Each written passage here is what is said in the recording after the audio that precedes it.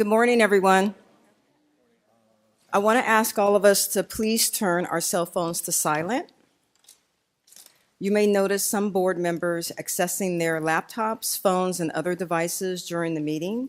They are using the devices to access board meeting materials that are in electronic format. This is an official meeting, business meeting of the Medical Board of California. As such, disruptions of the board's business will not be tolerated. We have a designated time on the agenda for public comment and ask for public comment on each agenda item. I ask that you be respectful and of the need to conduct the board's business. Should anyone disrupt the meeting, I will ask that person to conduct him or herself in such a manner that permits the board to transact this business. This meeting will be available via teleconference. Individuals listening to the meeting will have an opportunity to provide public comment and will be assisted by a moderator who will be facilitating the teleconference process. For those members of the public participating via teleconference, please wait until the moderator has introduced you before you make your comments. To request to make a comment during the public comment period, press star 1. You will hear a tone indicating you are in queue for comment. If you change your mind and do not want to make a comment, press star 2. Assistance is available throughout the teleconference meeting. To request a specialist, press star 0. Each person will be limited to 3 minutes per agenda item.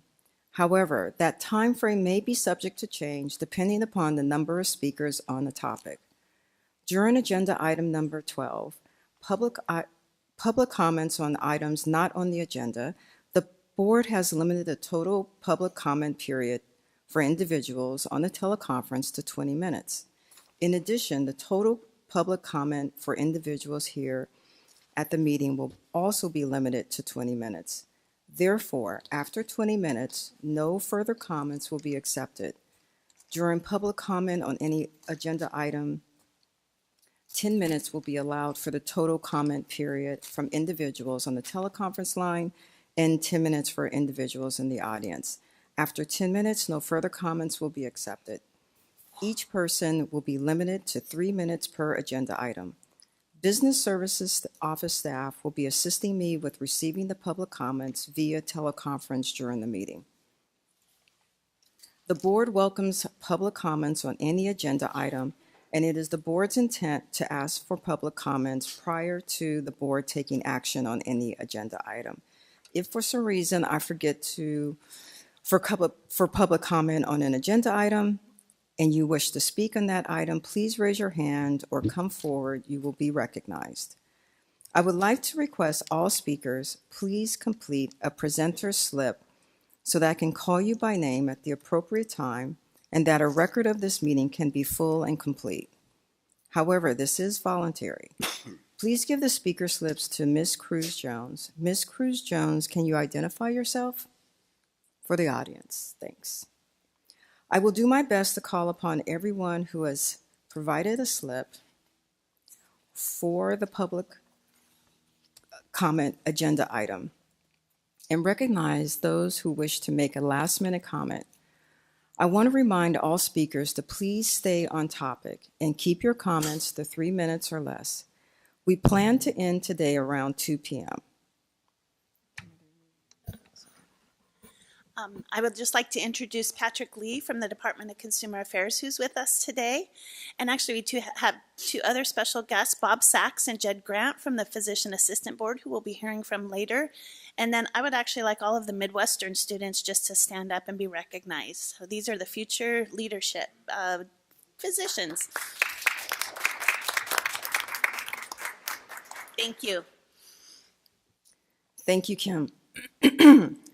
I would like to call the meeting to order and ask that Ms. Cruz Jones please call the roll. Dr. Bolat? Present. Dr. Gonadev? Here. Dr. Hawkins? Here. Dr. Kraus? Present. Ms. Lawson? Dr. Levine? Here. Dr. Lewis? Present. Ms. Sutton-Wills? Mr. Warmoth? Here. Ms. Wright? Here. Dr. Yip? Here. Ms. Pines? Here. We have a quorum. I would like to remind the members again that we will be taking a roll call for vote on all action items.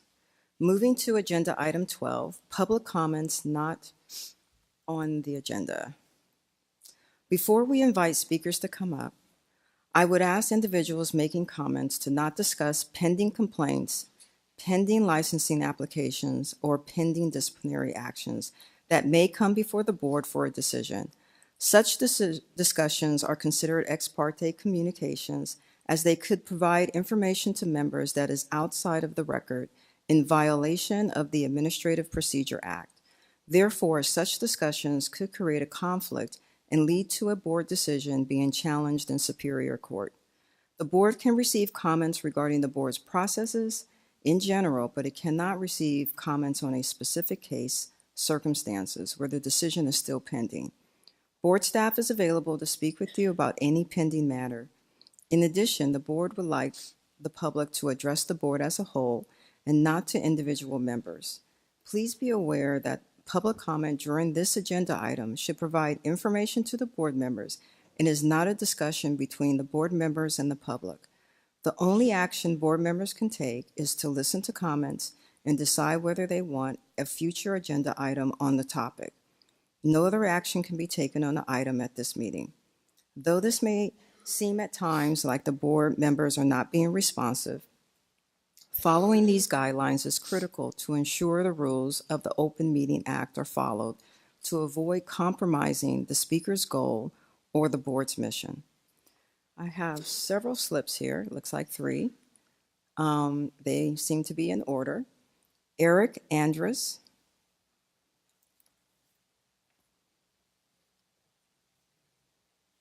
Good morning, everyone. Eric Andrus from the newly formed Patient Safety League, www.forpatientsafety.org. You guys are tasked with looking at cases that the consumers bring to you of doctors who have done wrong. We'd like to think our new group is going to do the same thing, that consumers can come to us when the medical board has done them wrong. We've been bringing to you a lot of cases of late where consumers are very dissatisfied with the outcomes of their medical board complaints. I've brought you my own. Mine never even made it to an accusation. You guys closed it without any investigation. The doctor that killed my sister got away with it. I'm very disgruntled, and that's why I'm here every single time. And we will be from now on. We intend to monitor this board closely from now on, and we will inform the legislature and the news about everything you guys do. We're watching very, very carefully. Today we're extremely thrilled and excited to have a special guest with us to share his story with you of a recent, very recent decision that came down from this board where you didn't follow your own minimum guidelines. This is TV Judge Glenda Hatchett's son, Charles Johnson, and he's here to tell you his horribly tragic story. So please listen to him carefully, because it's atrocious what you guys have done in letting this doctor get away with what they did to his wife. Thank you. Charles Johnson.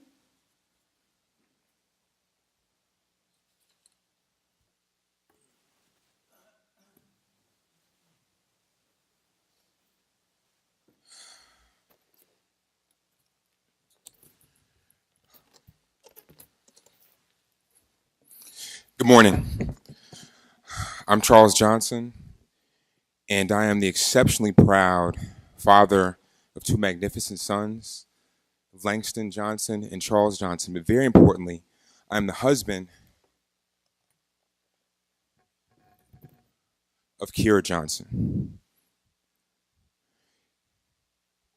Kira Johnson walked into Cedars-Sinai Medical Center on April 12th of 2016 in exceptional health for what was supposed to be a routine scheduled C-section. I trusted my wife to the care of Cedars-Sinai Medical Center and Dr. Naeem. For more than 10 hours after the C-section, my wife was allowed to hemorrhage internally. while she was in excruciating pain, while myself and my family begged for Cedars-Sinai Medical and Dr. Naim to take action, for them to do something. By the time they finally took my wife back to surgery, after we had begged and pleaded, when they opened her up, there were more than 3.5 liters of blood in her abdomen, and her heart stopped immediately. Dr. Naim was found exceptionally negligent by an investigation by this board. Not only was he found negligent, but he's facing serious complaints of negligence from 5 other women, 3 others within a 3-month span of my wife's death. This board made the decision to give Dr. Naim 4 years probation without hardly any other further consequence. He will continue to practice medicine without consequence. He will continue to practice surgeries and go on with his life. While my family and the other families that he's affected will search and struggle for the rest of our lives to put the pieces back together. By a show of hands, how many people on this board have families, spouses, and or children? For those of y'all who've chosen not to participate, let me be clear and let the record reflect that my research shows that the majority of you do.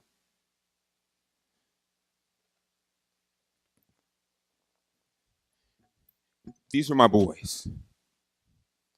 This is Kira. These are Kira's kings. This is Charles and Langston. And for those of y'all who have families and who have children, I pray that you have long, magnificent lives. And I pray that you get to dance at your children's wedding and that you get to see them go off to college and have grandchildren. My wife was robbed of that opportunity. My boys were robbed of that. Please conclude.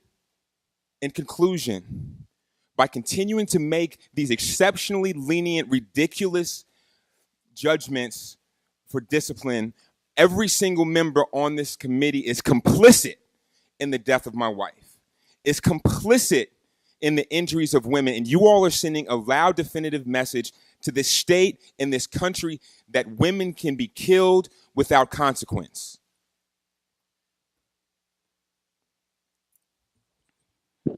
Mr. Johnson, thank you for sharing your story. We're sorry to hear your loss.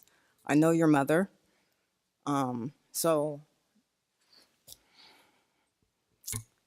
I understand.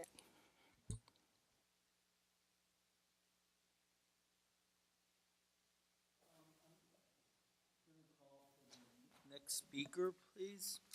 And I have Marion Hollingsworth. Would you please come up to the speakers table? Thank you.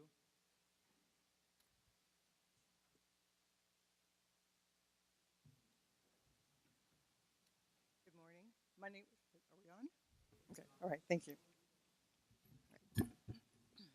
Good morning, my name is Marion Hollingsworth, and I'm a patient safety advocate with the Patient Safety League and the Patient Safety Action Network. Last January, you gave a presentation about the disciplinary guidelines that you claim are followed when making decisions. I would like to ask that you give a report at the next quarterly meeting on just how closely those guidelines are followed, since it's apparent from recent alerts that they are not being followed even in the most egregious cases.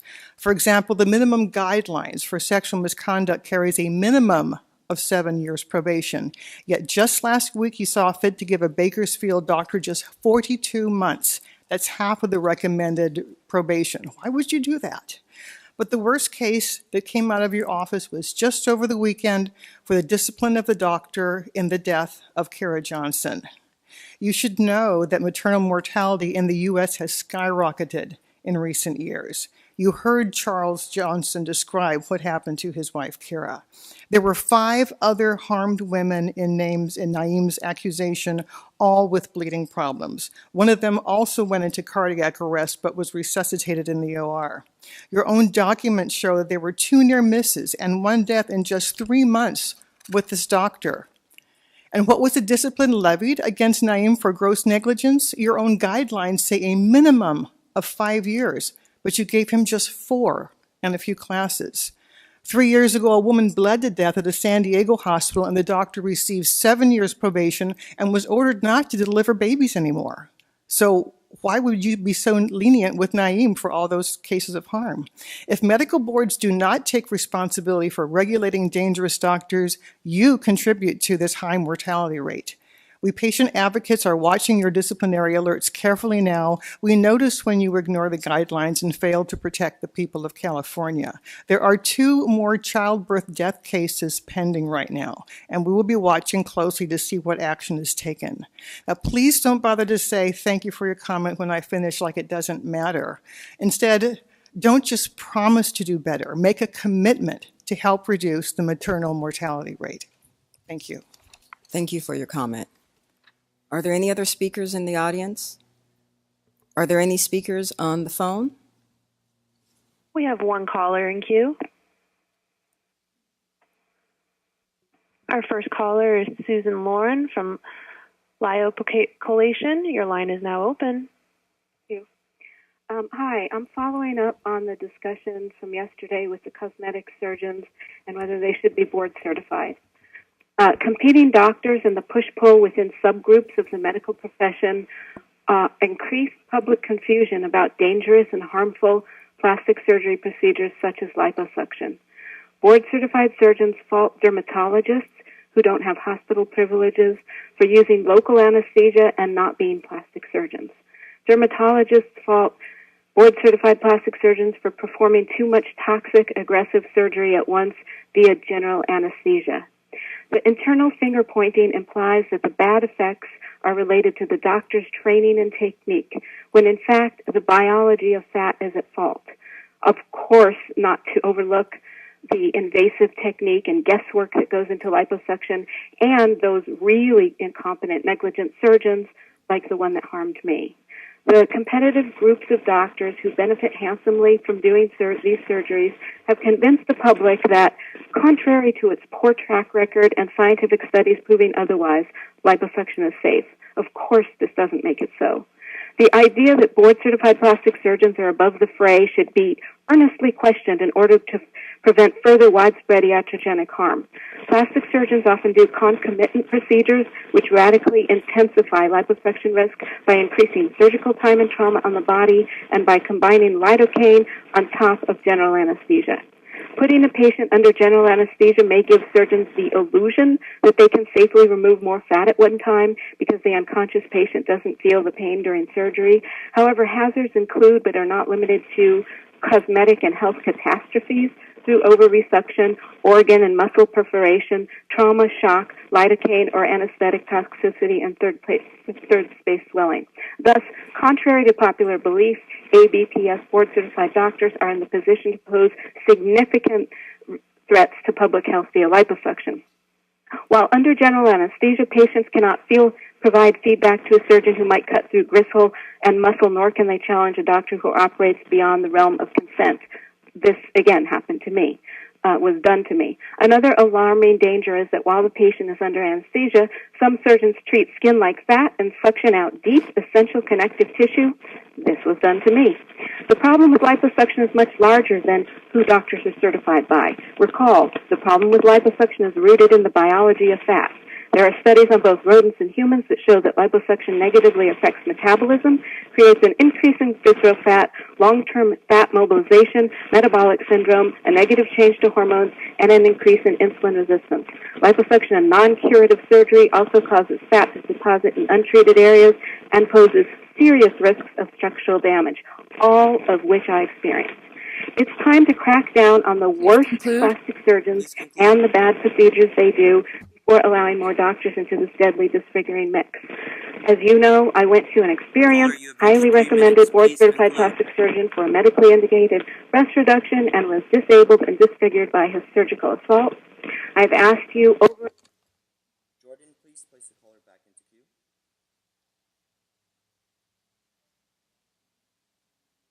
Caller, you have gone over the 3 minutes. Jordan, please place the caller back into queue. Thank you. Are there any additional comments on the phone? Are there any additional comments on the phone? Not at this moment. Okay. Let's move to our next agenda item, 13, update, discussion, and possible action on legislation, regulation. Ms. Simones. All right, good morning. Good morning. Okay, so the 2018 legislative session has ended, and the legislature does not reconvene until December 3rd, 2018. The governor has taken action on all bills we have taken positions on, and this is the second year of a 2-year session, so if a bill did not pass this year, it's dead. So please refer to your board packets, tab 13, and please turn to your tracker list tab. The bills in green are bills the board has taken a position on and been signed into law by the governor. And there's one bill in orange that was vetoed by the governor. So we'll be going over these bills today. I'll be giving a brief summary of each bill and then discussing the board's implementation plan. If any members have questions on the specifics of the bill, please let me know. Of note, every implementation plan includes a newsletter article in the winter newsletter and notifying and/or training board staff, DCA, HQIU staff, and the AG's office. So I will not mention those items every time, but please know they are included in all the implementation plans. So let's start with the first bill, AB 505 Caballero. This is the bill that allows an administrative law judge to extend the deadline for the exchange of expert witness reports upon a motion and based upon a showing of good cause.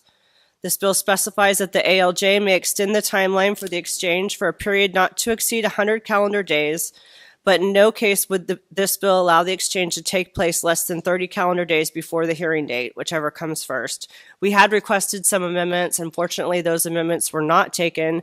The board's implementation plan is to do the usual newsletter article and notification to staff. No one has questions? I'll move on to the next bill. Okay. AB 710 Wood. This is a bill that allows a physician, pharmacist, or other authorized healing arts licensee acting within his or her scope of practice to prescribe, furnish, or dispense cannabidiol if it is excluded from Schedule 1 of the Federal Controlled Substance Act and placed on a schedule other than Schedule 1, or if a product composed of cannabidiol is approved by the FDA and either placed on a schedule of the Act other than Schedule 1 or is exempted from the Act. If a physician, pharmacist, or other authorized healing arts licensee prescribes, furnishes, or dispenses cannabidiol in accordance with federal law, then they shall be deemed to be in compliance with state law. This bill is an urgency statute and took effect upon being signed into law, and the board's implementation plan is to update the board's website to include information on this new law. Questions? Move on to the next one. AB 1751 Low. This is a bill that allows for information sharing between California's prescription drug monitoring program, CURES, and other states' prescription drug monitoring programs. This bill requires the Department of Justice to adopt regulations by July 1st, 2020, regarding the access and use of information within CURES, and it allows DOJ to enter into an interstate sharing data sharing agreement as specified. The board's implementation plan is to include a standalone article in the board's newsletter and update the board's webpage on CURES. No questions. I'm going to move on to the next one. AB 1791. This is the bill that allows for an optional CME course in integrating HIV/AIDS, pre-exposure prophylaxis, and post-exposure prophylaxis medication maintenance and counseling in primary care settings. This is not mandated CME, but the board's implementation plan is to include a standalone article in the board's newsletter and update the board's website, including adding a page on CME topics that are in existing law.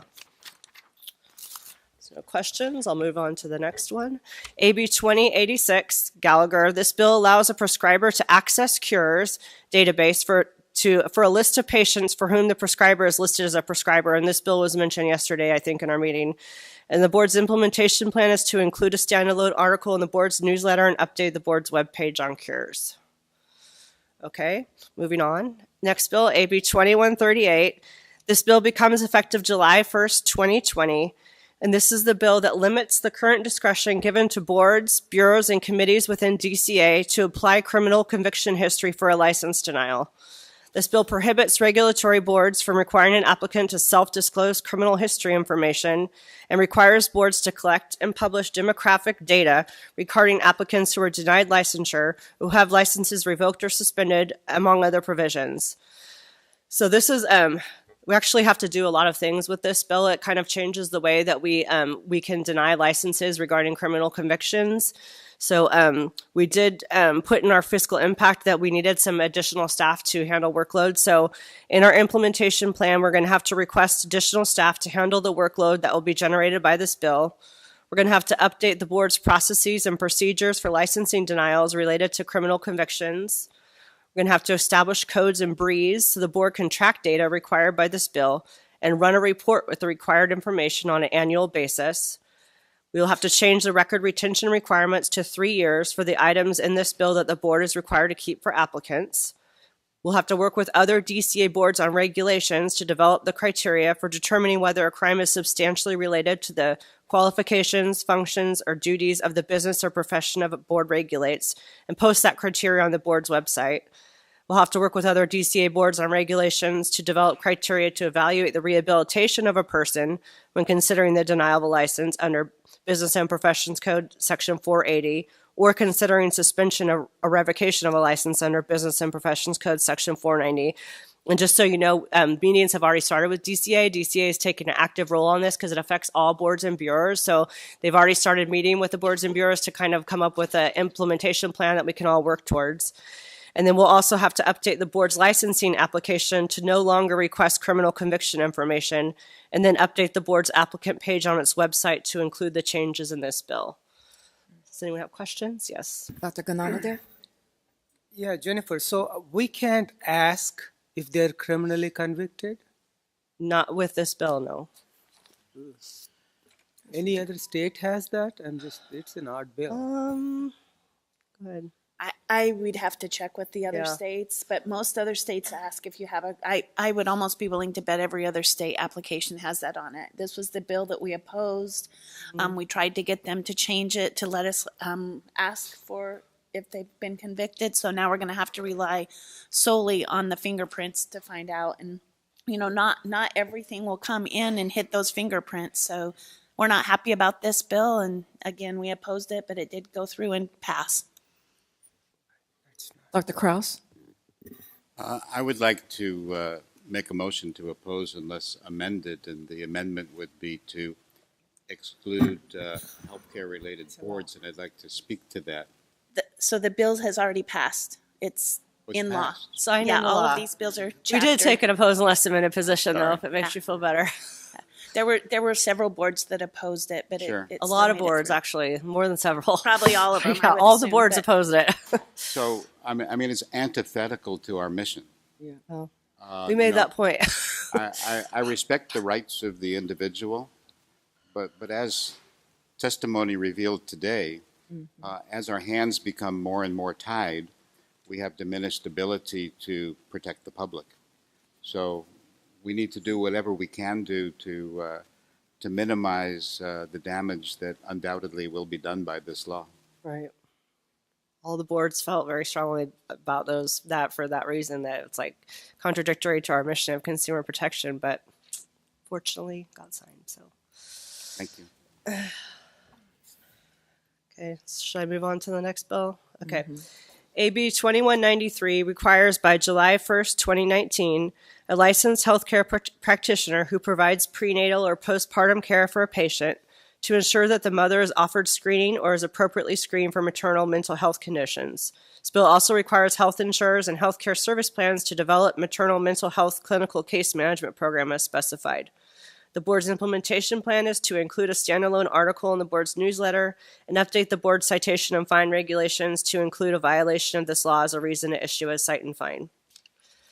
So moving on to the next bill, AB 2311. This is the bill that we co-sponsored with the University of California Office of the President that removes the pilot program status in existing law for the University of California, Los Angeles International Medical Graduate Program, which allows trainees to engage in supervised patient care activities. The board's implementation plan is to include a standalone article in the board's newsletter. Moving to the next bill, AB 2461. This is a bill that requires the Department of Justice to provide all subsequent state and federal arrest or disposition notifications to specified entities, including the Medical Board of California, for any licensee whose fingerprints are maintained on file at DOJ or the Federal Bureau of Investigation. The board's implementation plan is to set up a meeting with DOJ to establish implementation and an exchange process. Okay, next bill, AB 2487, allows physicians the option of taking the currently required one-time 12-hour CME course on pain management and the treatment of terminally ill and dying patients, or to take a one-time 12-hour CME course on the treatment and management of opiate-dependent patients, which must include 8 hours of training in buprenorphine treatment or other similar medicinal treatment for opioid use disorders. The board's implementation plan is to include a standalone article in the board's newsletter, to update the board's webpage on CME, and update BREEZE and the renewal notice to require physicians to verify they have taken one of the required courses. There's no questions. I'll move on to the next one. AB 2760 requires a healthcare practitioner authorized to prescribe controlled substances to offer a prescription for naloxone or another drug approved by the FDA for the complete or partial reversal of opioid depression under specified conditions. This bill also requires a prescriber to provide education to a patient on overdose prevention and the use of naloxone. The board's implementation plan is to include a standalone article in the board's newsletter, update procedures for both complaints and investigations related to violations of the requirements in this bill, and update the board's cite and fine regulations to include a violation of this law as a reason to issue a cite and fine. Moving on to the next one, AB 2789 is the bill that requires all prescriptions issued by licensed prescribers on or after January 1st, 2022 to be issued as an e-prescription. The board's implementation plan is to include a standalone article in the board's newsletter, provide outreach to physicians regarding the new requirement, including email blasts, posting information on social media, and posting information on the board's website, and to update the board's cite and fine regulations to include a violation of this law as a reason to issue a cite and fine. Any questions? Okay, moving on. AB 2968. This is the bill that updates and modernizes the informational brochure for victims of psychotherapist patient sexual impropriety. The board's implementation plan is to include a standalone article in the board's newsletter when the brochure is revised, and update the board's website with the revised brochure and ensure the updated brochure is disseminated to consumers who make these types of complaints. Okay, next bill, AB 3115 Gibson. We never really talked about this bill, but this, what happened since we last met is some of those community paramedicine bills, do you remember those? SB 944, it died in appropriation. So at the last minute, basically the language from that bill was put in AB 3115. It made it to the governor, but it got vetoed. So you didn't see that bill, but we kind of talked about it before. It's the whole community paramedicine issue. So no bill passed last year with the community paramedicine stuff in it. Okay, so the next bill, SB 1109 Bates. This is the bill that requires existing pain management CME courses to include the risks of addiction associated with the use of Schedule II drugs. This bill also requires a warning label on all Schedule II controlled substance prescription bottles on the associated addiction and overdose risks. It requires a prescriber to discuss specified information with the minor or the minor's parent or guardian before prescribing an opioid for the first time. And this bill requires a youth sports organization to annually give the opioid fact sheet for patients to each athlete and for the athlete's parent or guardian to sign a document acknowledging receipt. The board's implementation plan is to include a standalone article in the board's newsletter, provide outreach to CME providers regarding the new requirement, and update the board's webpage on continuing medical education, and post the CDC opioid fact sheet for patients on the board's website. Okay, moving right along. Next bill, SB 1448. I think we all know this bill. I can go over it if you want, but it's the Patient Notification Bill, the Patient's Right to Know Act of 2018. Do you need me to go over it, or does everyone pretty familiar with that bill? Okay. Pretty familiar? Okay. Yes. Okay, so we all know what that does. We ended up supporting it at the end. So it passed and it got signed and we're so happy. So let's see. So the board's implementation plan. So we have a kind of long one for this one too. So we are going to include a standalone article in the board's newsletter. We're going to train board staff to prepare a statement that goes out to physicians when their probation order falls under the patient notification requirements in this bill. We're going to train HQES staff at the AG's office to ensure that settlements for cases that fall under the patient notification requirements in this bill include an express acknowledgement for patient notification. We're going to update the probation unit monitors checklist to ensure that physicians whose orders fall under the patient notification requirements are aware of the law and the requirements they must follow. We're going to increase the budget line items for the Attorney General's office and the Office of Administrative Hearings by $228,000 to cover the costs of this bill. We're going to submit a Breeze change request to require the physician profiles to include the required information for physicians on probation and physicians with probationary licenses. We're going to create new codes in Breeze to track statistics related to how many cases go to hearing instead of settling due to the patient notification requirements, and how many physicians violate the law regarding patient notification, and provide outreach to physicians regarding the new requirement, including email blasts, posting information on social media, and posting information on the board's website. Anyone have any questions on that? Okay, moving on to the next bill. I'm just going to talk about this a little bit because it got amended after our last board meeting, so I've never actually brought it to you before. So it includes technical and clarifying changes. Most of them were requested by staff, actually, related to the 3-year postgraduate training requirement that was passed in the board sunset bill last year. So we just noticed some things after the bill was passed, and some little technical tweaks and stuff that after we looked at it, we realized there needed changes. So this was like a big committee bill that the committee passed with just a lot of different changes for different boards. And so our stuff got in there after our last board meeting. So it clarifies that the fee that will be charged applicants for the postgraduate training application is a non-refundable application and processing fee. It strikes the time limits in law related to when a graduate can receive compensation as part of their postgraduate training program. It adds a requirement for the program director of an approved postgraduate training program to report to the board and provide any supporting documents for specified actions taken by the postgraduate training program.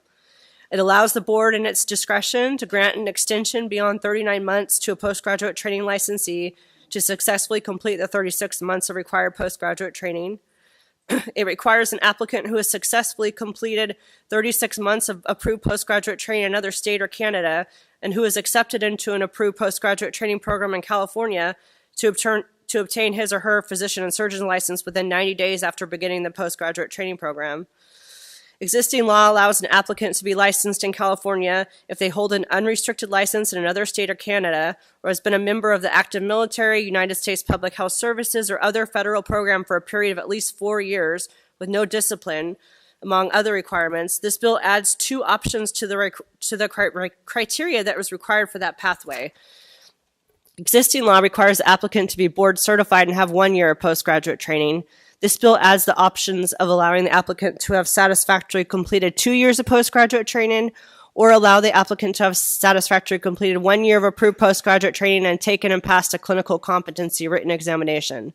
This bill makes other technical and clarifying changes that were needed to implement the postgraduate training changes that were made last year. And also actually fixed an error that was in the law. So I don't know if you remember at one time, research psychoanalysts were going to go to the Board of Psychology, and then that change was dropped. Well, we forgot to drop the part in there that repealed the statute, and so it was still in there. So we had to make a quick change to delete that repeal date, or else it would have been taken out of our law this year. So those changes were made, and our implementation plan is really just to do the newsletter article and provide notification and training to staff. Does anyone have any questions on that stuff? Okay, you might need Jennifer, help. actually, I'm getting a lot of questions about this bill more than anything else. Right. From the residents and program directors. Like the stuff in the sunset, not in this bill, right? Right. Right. Stuff in the sunset. So one of them is DEA. So usually the residents got license after 1 year and they have a DEA. So I had no answer to tell them if they can apply for DEA with a training license. The second one is that when someone finishes 36 months, they can start next day as a job.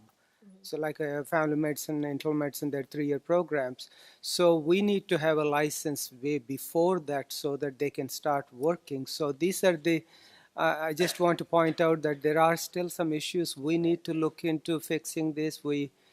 we got a lot of pushback from a lot of entities on this one, but we stayed with it. So, but there are still some issues we need to look at. So with the postgraduate postgraduate training license, they are permitted to practice medicine within the confines of their program and as permitted by their program director.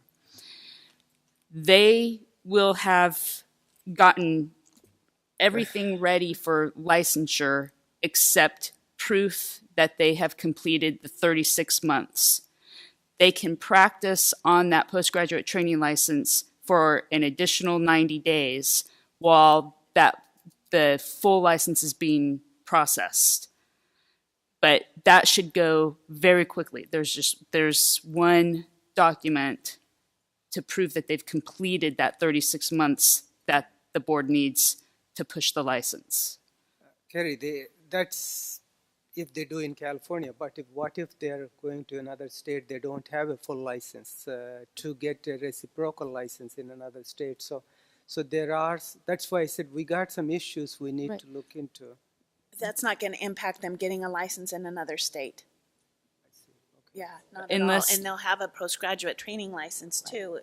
Unless there's other states that require 3 years. So, but if they've completed 1 year and that's acceptable in whatever state they're going to, they can apply for the license. They'll already be able to apply earlier than they would even with our state in that other state. What's the thing with the DEA? So DEA, we've talked to DEA, and as long as they hold a license with such postgraduate training, it's not a PTAL letter anymore, it's going to be postgraduate training license, they should be able to apply for a DEA and get a DEA license. Sounds better and better. We've met with all of these groups. April's been doing around the state, meeting with program directors and getting all of this information that we have. So I think a lot of the fears that everybody has, we've worked through them and have responses for pretty much everything that we've heard so far. With that being said, if we do find something this year that needs to get fixed, we still have an opportunity to get it into a committee bill this year and get it fixed before it's effective next year. So there is still an opportunity if there's something that really needs to be fixed. Yep. Okay, so I'm going to move on to the last bill, SB 1495. This is a bill that made technical and clarifying changes to SB 512 from last year regarding non-FDA approved stem cell therapies. The board's implementation plan is just to do the usual newsletter article and notification to staff. So that concludes my presentation on 2018 legislation and implementation plans. Are there any questions or comments from the members? Dr. Gananodev? Jennifer, this is the fastest you finished, but not done yet. Congratulations on getting everything we supported, our neutral passed, and only one opposed bill passed, even though we got some concern about that. But it's a great job. Thanks. Thank you. Any other comments? Okay. So our next item is 13B, legislative proposals. Okay, Let's so continue. now we're talking about next year, 2019 legislative proposals. So first I'll go over the technical ones that would possibly go in the committee bill. Like I was talking about, the Business and Professions Committee have bills for technical changes. So the first committee bill technical change is to delete Business and Professions Code Section 2234G, which becomes operative upon implementation of the proposed registration program described in Business and Professions Code 2052.5, and this subdivision is no longer needed because 2052.5 is repealed. So basically, we don't need that anymore. We'd like to delete Business and Profession Code sections 2155 to 2167 regarding loans to medical students, and 2200 to 2213 regarding physician and surgeon incentive pilot programs, as these programs are not active and they've never been active. So they're just basically taking up space in the code. And then we'd also like to clean up inconsistent language in 803.1, including changing physician and surgeons to licensees. So what they do is they list like us and Osteoboard and Board of Podiatric Medicine and I think physician assistant board in some places, but then when they talk about the licensee, they say physicians, which doesn't make sense because they're talking about all these different licensees. So it's just to make sense with who they're listing and who they're talking about. So there's a number of places in that code that just need some tweaks to make it make sense. I think it was kind of like that code section was put together piecemeal and it didn't really match up in some places. So we're just trying to make it consistent and make it make sense. So those are kind of our technical that will probably go in a committee bill. Does anyone have questions on any of those? No? Okay, now I'm going to go to the bill proposals. These ones will likely require a bill because to be in a committee bill, it has to be controversial, non-controversial, no opposition. These ones might have, they probably don't fit in that. So the first one is to amend Business and Professions Code Section 2234H regarding physician interviews. If you remember our last meeting, Kathleen Nichols talked a little bit about some of the issues that the investigators are facing, and one of them was related to physician interviews. And so we would like to, one of the problems is right now it has to be a repeated failure of the physician to turn up at the interview. We'd like to just strike repeated. So just if they fail once, it doesn't have to be twice. That's, it's not going to fix every problem, but it will be better than what we have now. And so that's the first one. Does anyone have questions on that? Jennifer, I think we should take these individually Okay. for a motion. Okay.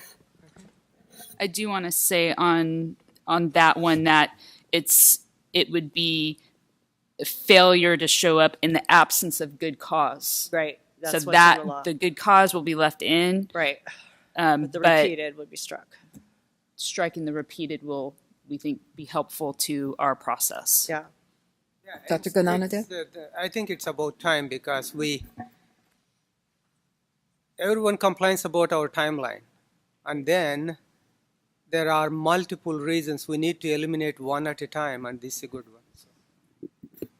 Dr. Lewis? I'll make the motion to approve as stated by Jennifer and Carrie for that bill, that legislative change proposal.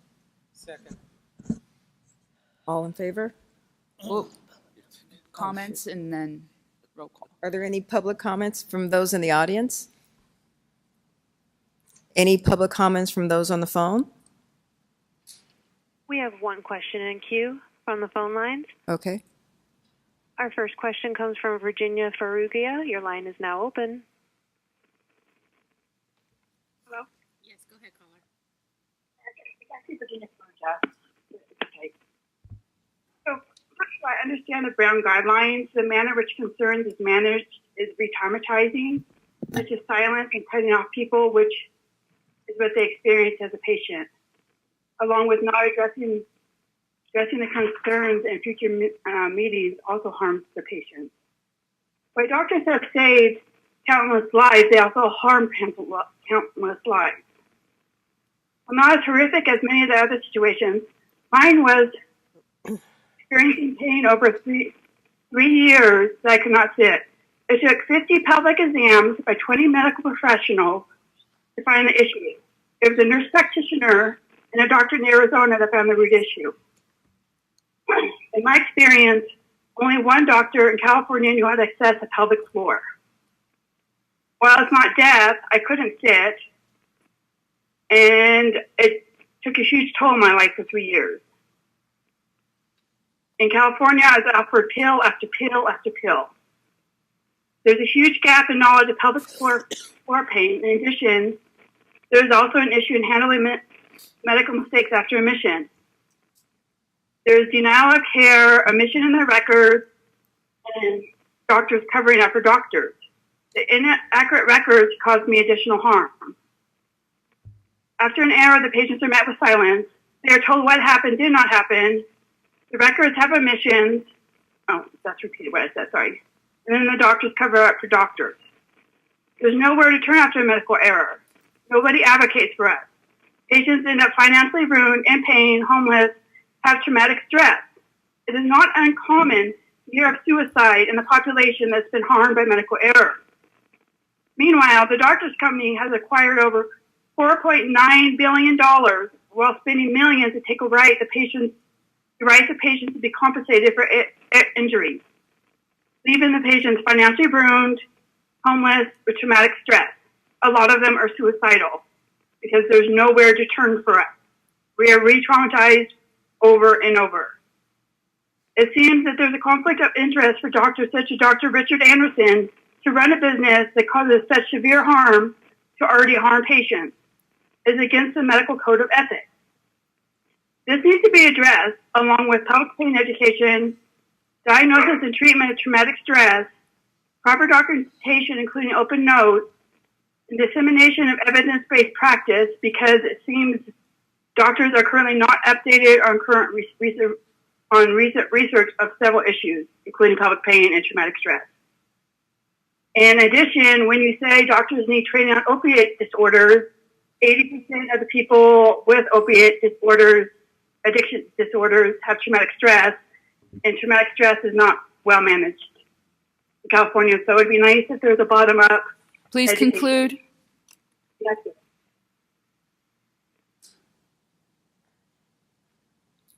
Are there any additional comments on the phone? We have no questions in queue at this time. Okay. Ms. Cruz-Jones, can we get a roll call? Dr. Bolat?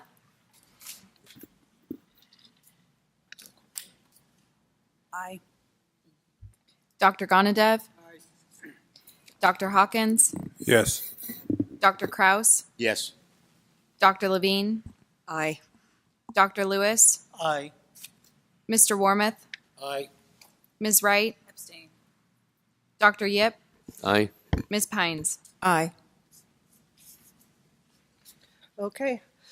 Moving on to the next one. So our next proposal is to amend Business and Professions Code Section 800C1 to strike the word comprehensive in front of the summary.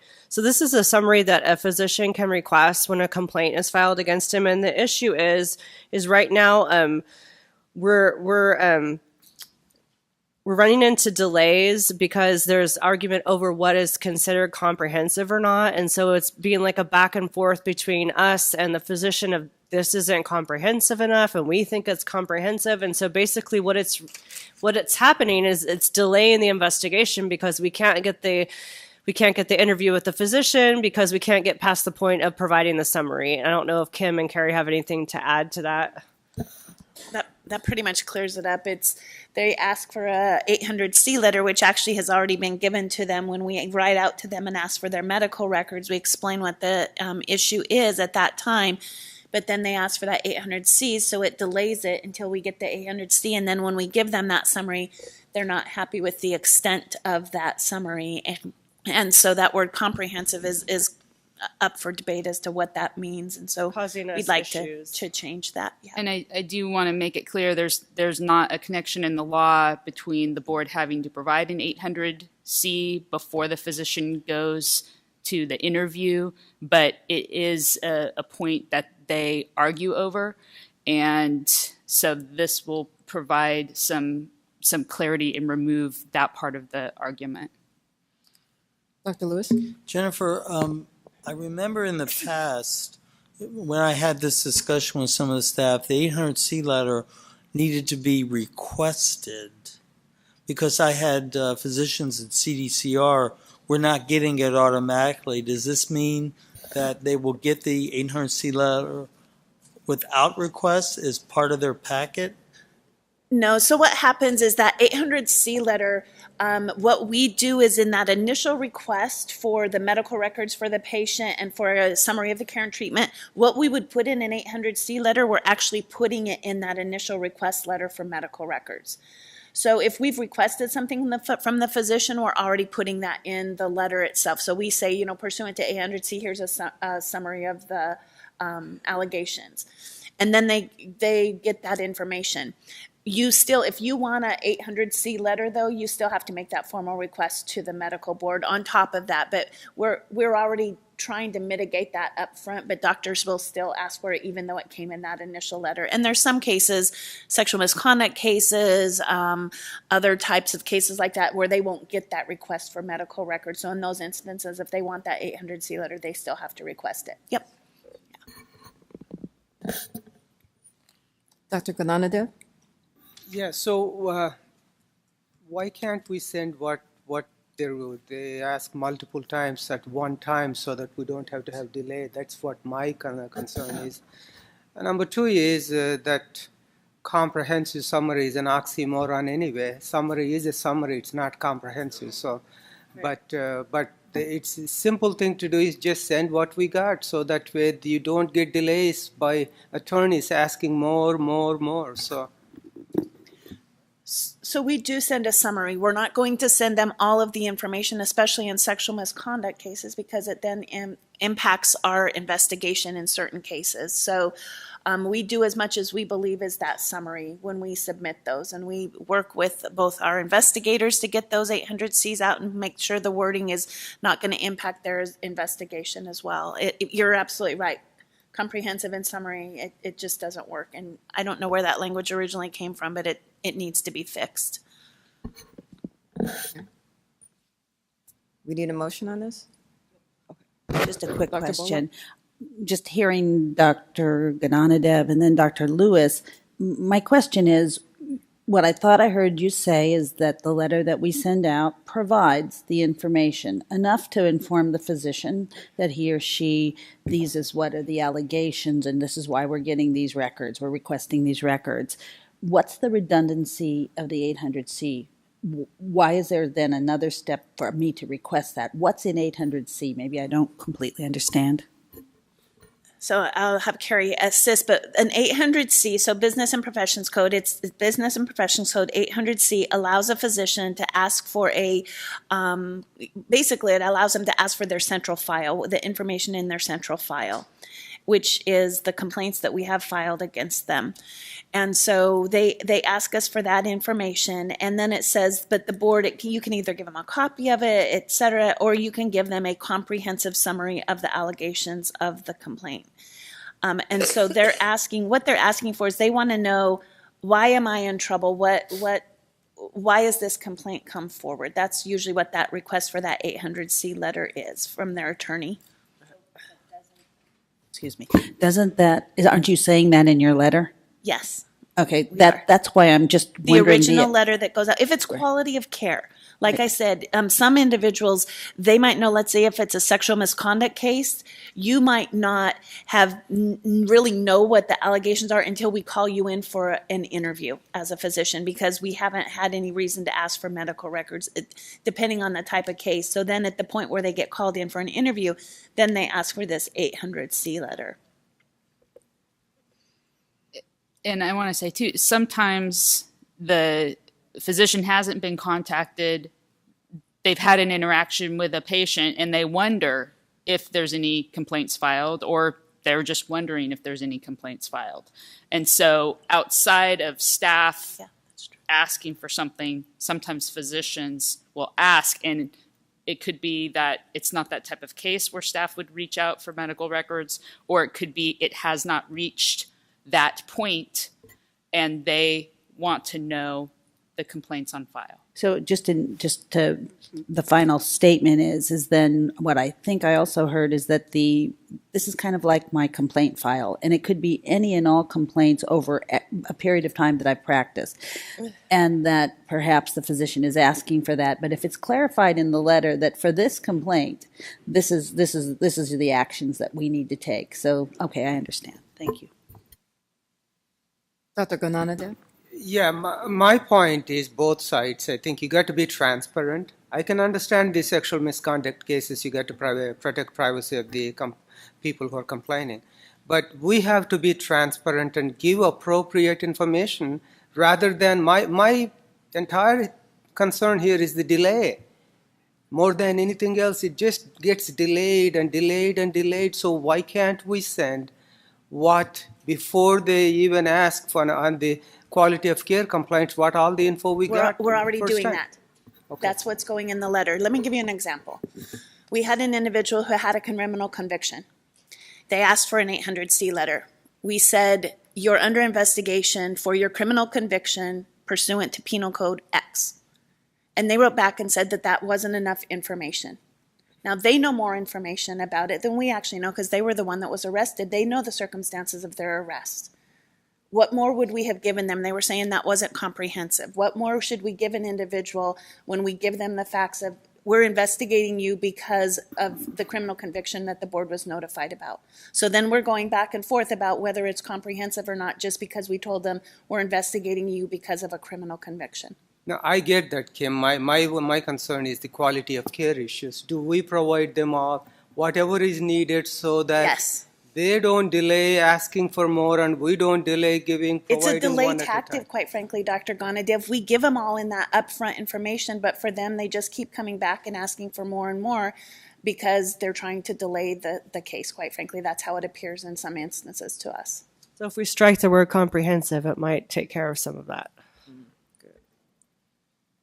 Those two words don't belong next to each other anyway. Right. Just clean up then. We could say that. No. Can I get a motion? So moved. Second. Okay. Are there any public comments in the audience? Are there any comments on the phone? We have no comments in queue at this time. Ms. Cruz-Jones, can we get a roll call? Dr. Bolat? Aye. Dr. Gonadev? Aye. Dr. Hawkins? Yes. Dr. Kraus? Yes. Dr. Levine? Yes. Dr. Lewis? Aye. Mr. Warmoth? Aye. Ms. Wright? Yes. Dr. Yip? Yes. Ms. Pines? Yes. Okay, so moving on to the last proposal. So this proposal is to amend Business and Professions Code Section 2221 to require, so let me back up a little bit. So right now, probationary licenses, they stay on our website as soon as that probation is completed. So if it's 3 years, 5 years, whatever it is, it just comes off right away as soon as that probation is completed. So that's really not in line with our retention on other records. So for example, even a public letter of reprimand stays on our website for 3 years. And when we did that bill, it was a number of years ago to 10 years. Oh, I'm sorry. public That's for letters of discipline. reprimand. This is for. Okay. I Yeah. apologize. So when we did the bill to kind of change some of those retention requirements, we kind of just forgot about probationary licenses. So nothing happened with those and they just come off automatically. And some of the reasons that we put licensees coming to us, applicants coming to us for licensure on probation are actually sometimes it's serious reasons and it just kind of gets cleared as soon as it's done. So what we're suggesting is that we actually put a timeline of how long those stay on, not indefinitely. Like most of our stuff right now, like probation, if you're put on probation as discipline, it stays on our website forever. But we know that that wouldn't really be right for a probationary license. So what we're suggesting is that a probationary license stay on the board's website for 15 years after probation is completed. So that's our suggestion. We're open to. Are there any comments? Comments?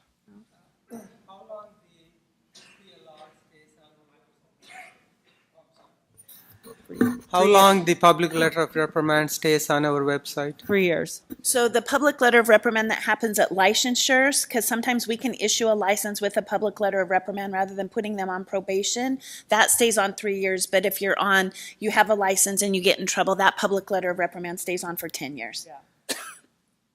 So that's why I was just curious, why not put 10 years? These are all young people, the most of them are. So why did we pick 15 rather than 10 or 5 or Public reprimand's 10, we just went an extra 5. We knew it would come here and kind of get discussed, so we're willing to accept a lower.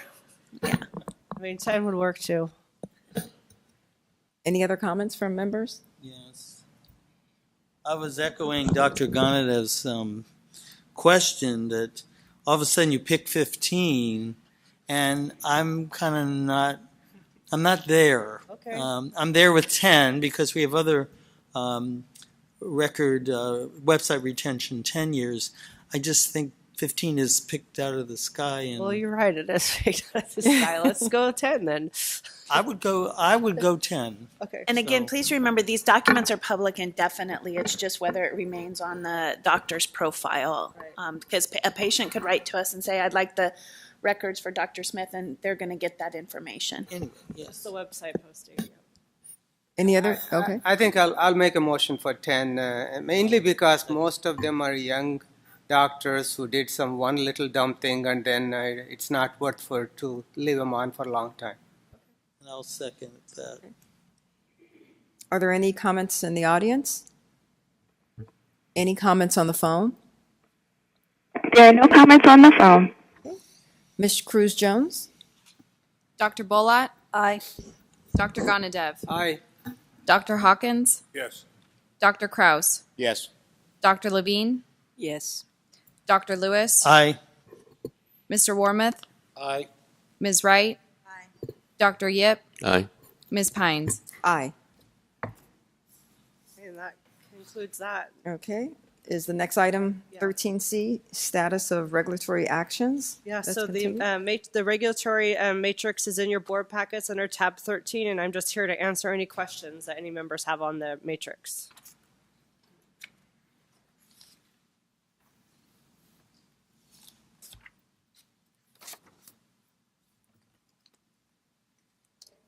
No comments from members?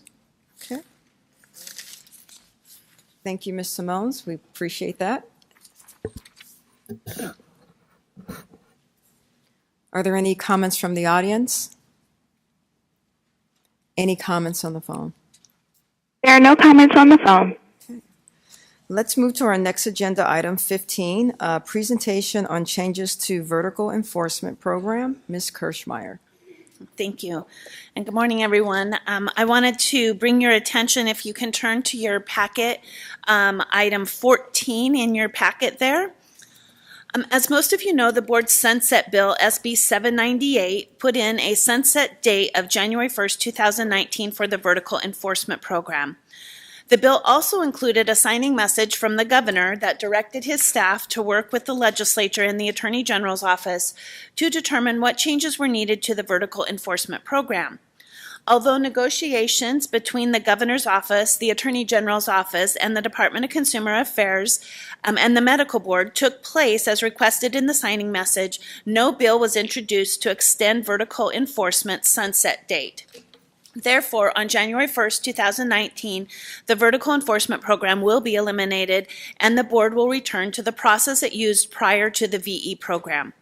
This process is the same that is currently used by other regulatory boards within the Department of Consumer Affairs, such as the Board of Registered Nursing, the Board of Pharmacy, Dental Board, Veterinary and Medical Board, and Board of Optometry, just for examples.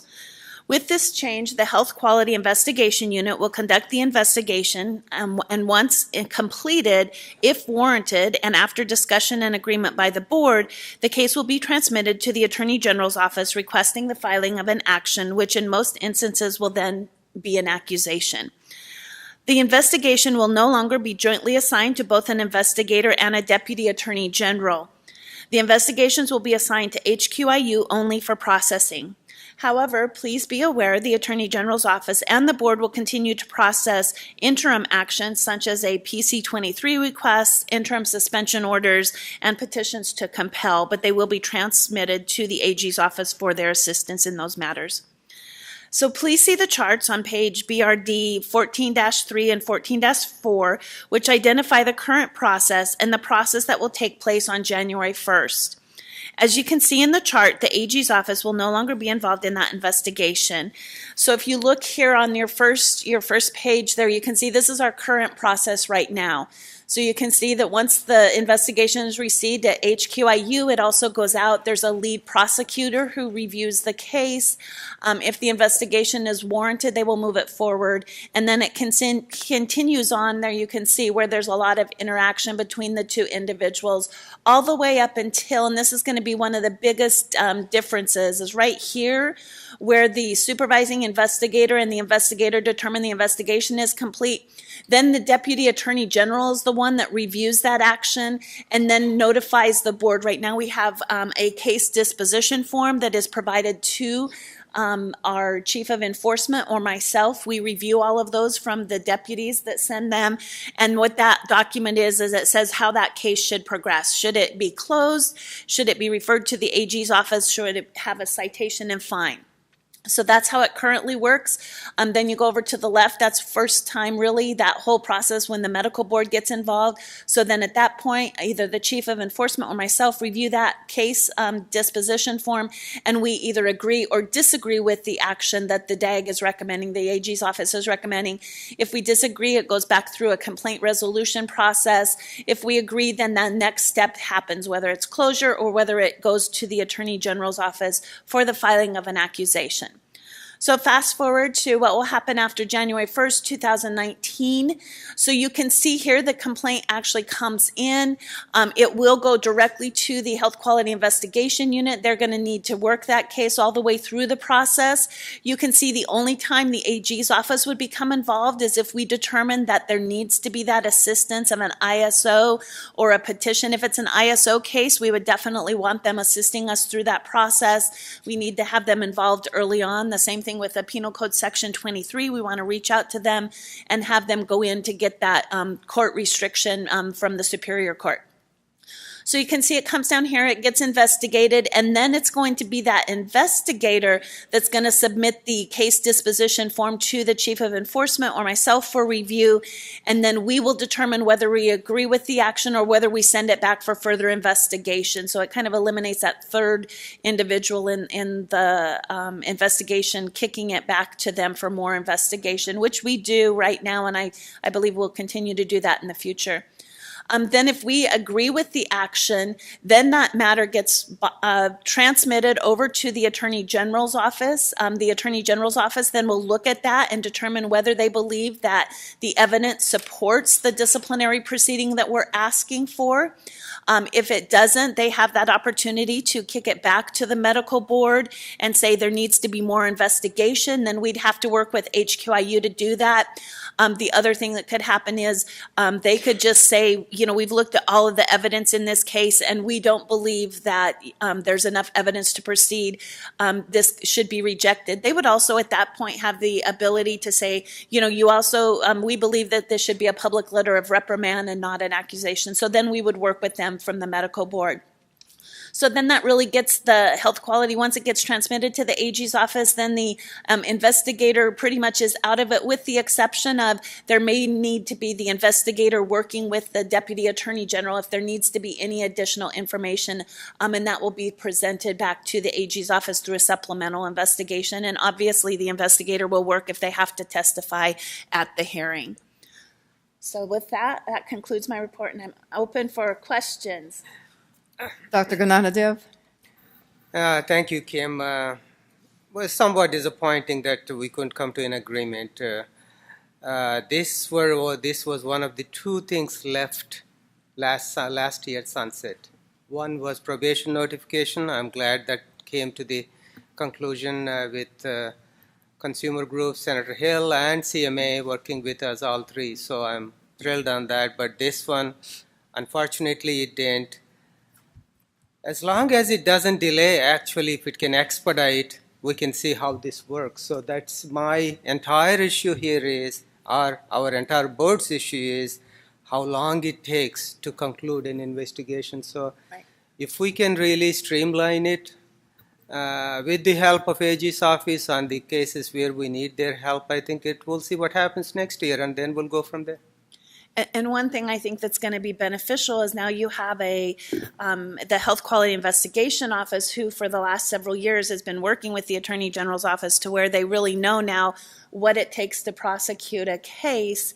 So they'll kind of have that in the back of their mind too as they're looking at allegations and moving them forward. So I think we'll just have to see where it takes us in the next few years. Dr. Bolat? Yeah.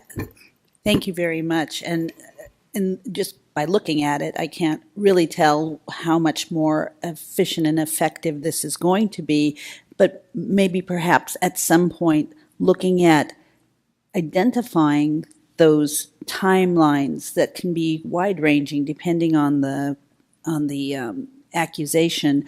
But also I think it's important to show when do the people on this board actually see these cases. So there's another arrow there, right? There would be, yeah. Basically, right here on this last action right here. So once that goes to the AG's office, they file the accusation, then it goes through either the settlement, the default decision, or the hearing process. That's when the board gets involved. You'd be like, wait, down here in another layer. Right, and I'm just wondering if, and I think we did have an article. It's posted at some point. It's actually on our website. It's on the website. It shows all the process. timeline, Yeah. and then I just encourage people to review that. Yeah, and just so you know, for timelines right now, if you look at I think it's 8B in the packet right now, we have those time frames, and we'll continue to measure those time frames because we want to see what's, is there any difference? Is there a change? This is something I don't know whether it'll make any change with the time frame. It could be that the investigation speeds up, but then the prosecution takes longer. Overall, we'll have to see. One thing that will definitely help, and we won't have an update today from HKIU because I'm kind of providing their update today, is they're fully staffed now. Now they are currently they're in the academy post training, and that takes 6 months now as that length of time. So I think they have, Laura, like 10 to 12 people in, 9 in right now, and I think some more that will be going in. And so that will take a time for those individuals to get up through the process and get the training. But just by having full staff, which is one of the impacts of this change, I think it will go a long ways in helping us move the timelines. Any other comments? So I just want to say, as board president, I just want to assure everyone that we're going to make this an easy transition. Only together through continued teamwork, as we've had in the past, and collaboration between the board and HQIU and the AG's office, will the public be protected. So I don't want anyone to think that things are going to be really much different. We're going to work in partnership, as we always have. It's just our process will be a little different than we've been in the past. And all parties will continue to work the cases as they have been. We're all committed to the same goals. So I just wanted to make sure everybody understood where I was coming from. Are there any comments from the audience? I do have one slip here from Julie. Before Julie speaks, Dr. Kipp? Yeah. For the transition, can I attend the meeting? Oh, I'm so sorry. Yes. Oh, do you want to? I left that off of my thing. So the plan is that we're going to be meeting with the Attorney General's office in November with HQIU, so we can work through the transition and talk about, specifically what will happen with the cases that are currently out there and what we'll be doing. But yes, Dr. Yip, if you'd like to be involved, I can put that down and we'll invite you to that as well. Okay. Dr. Levine? Just a quick question. Is the intent of this reorganization to eliminate redundancy? Is that part of the hope? Eliminate what? Redundancy. No, because there isn't any redundancy in the current process. It brings the Deputy Attorney General on earlier in the case so they know more about it. I wouldn't say there's any redundancy eliminated through this. This was just, when vertical enforcement came forward, and I'm sure Julie will talk about it, when it came up in 2006, this was the process that we tried. Now in 2018, there was no legislation to continue that program, and so we're going to go back to the process that we had previously. Okay, Julie? Thank you. Good morning. Julie D'Angelo Felmuth from the Center for Public Interest Law and former Medical Board Enforcement Monitor. All last year, many of you stated repeatedly in public that it was never your intent to repeal the statutes requiring VE. Yet that is exactly what has happened. All last year, many of you repeatedly stated in public that several kinds of your very complex cases benefit from VE treatment.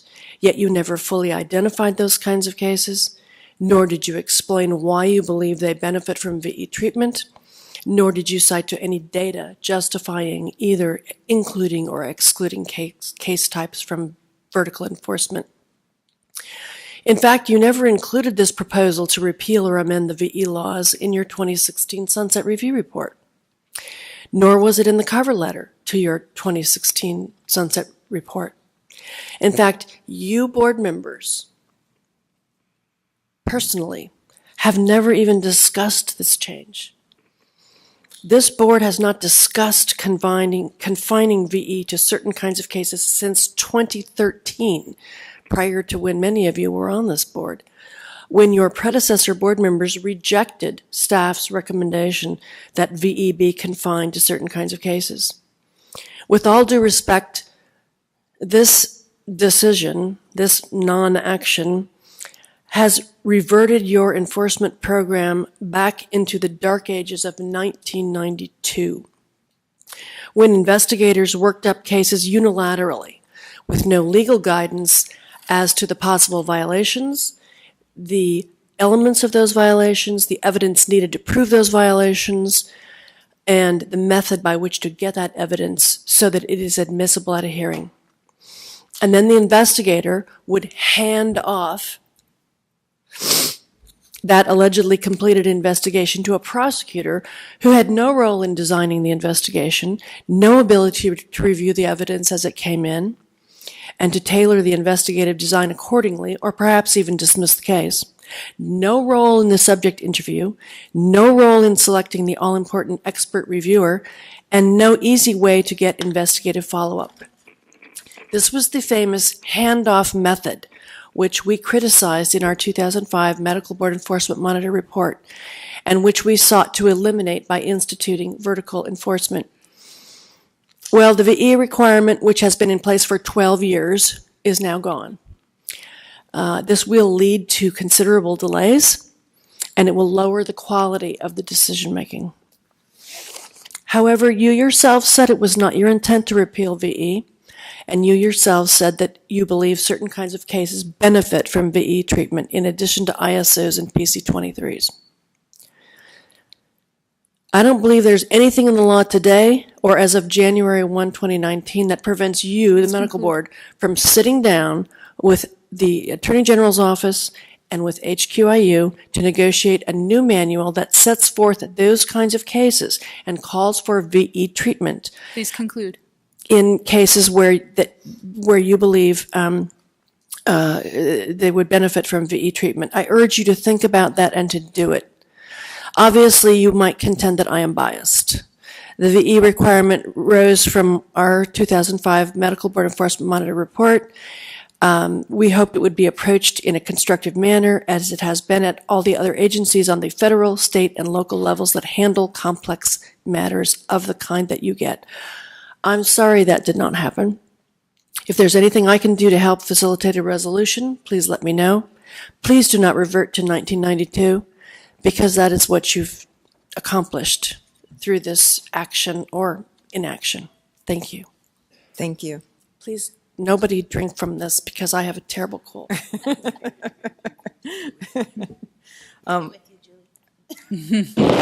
Are there any comments from the audience? Are there any comments on the phone? No comments on the phone. Okay. Moving on to agenda item 15, presentation on Medi-Cal provider oversight. Ms. Holman, the Chief of Provider Enrollment Division of the Department of Health Care Services, will be presenting. Ms. Holman is responsible for all operations related to the enrollment and monitoring of over 187,000 provider locations. Ms. Holman has nearly 30 years of experience in Medi-Cal program combined with the state and county experience. Ms. Holman. Good morning, and thank you. Good morning. Am I on here? No, you're not. Is the green light on? It was on. Okay. Okay, now we're better? Yes. Good morning, and thank you very much for inviting the Department of Healthcare Service to come and talk to you about what we're doing with our provider enrollment activities. Thank you for that introduction. That is very stunning for the Department of Healthcare Services to have 187,000 enrolled locations and monitoring them as well. As you will see on my first slide here, for the enrollment process, the types of enrollments that we have vary from individual billing provider, group providers, facility-based, hospital-based providers. We have approximately 70 different provider types that enroll through my division.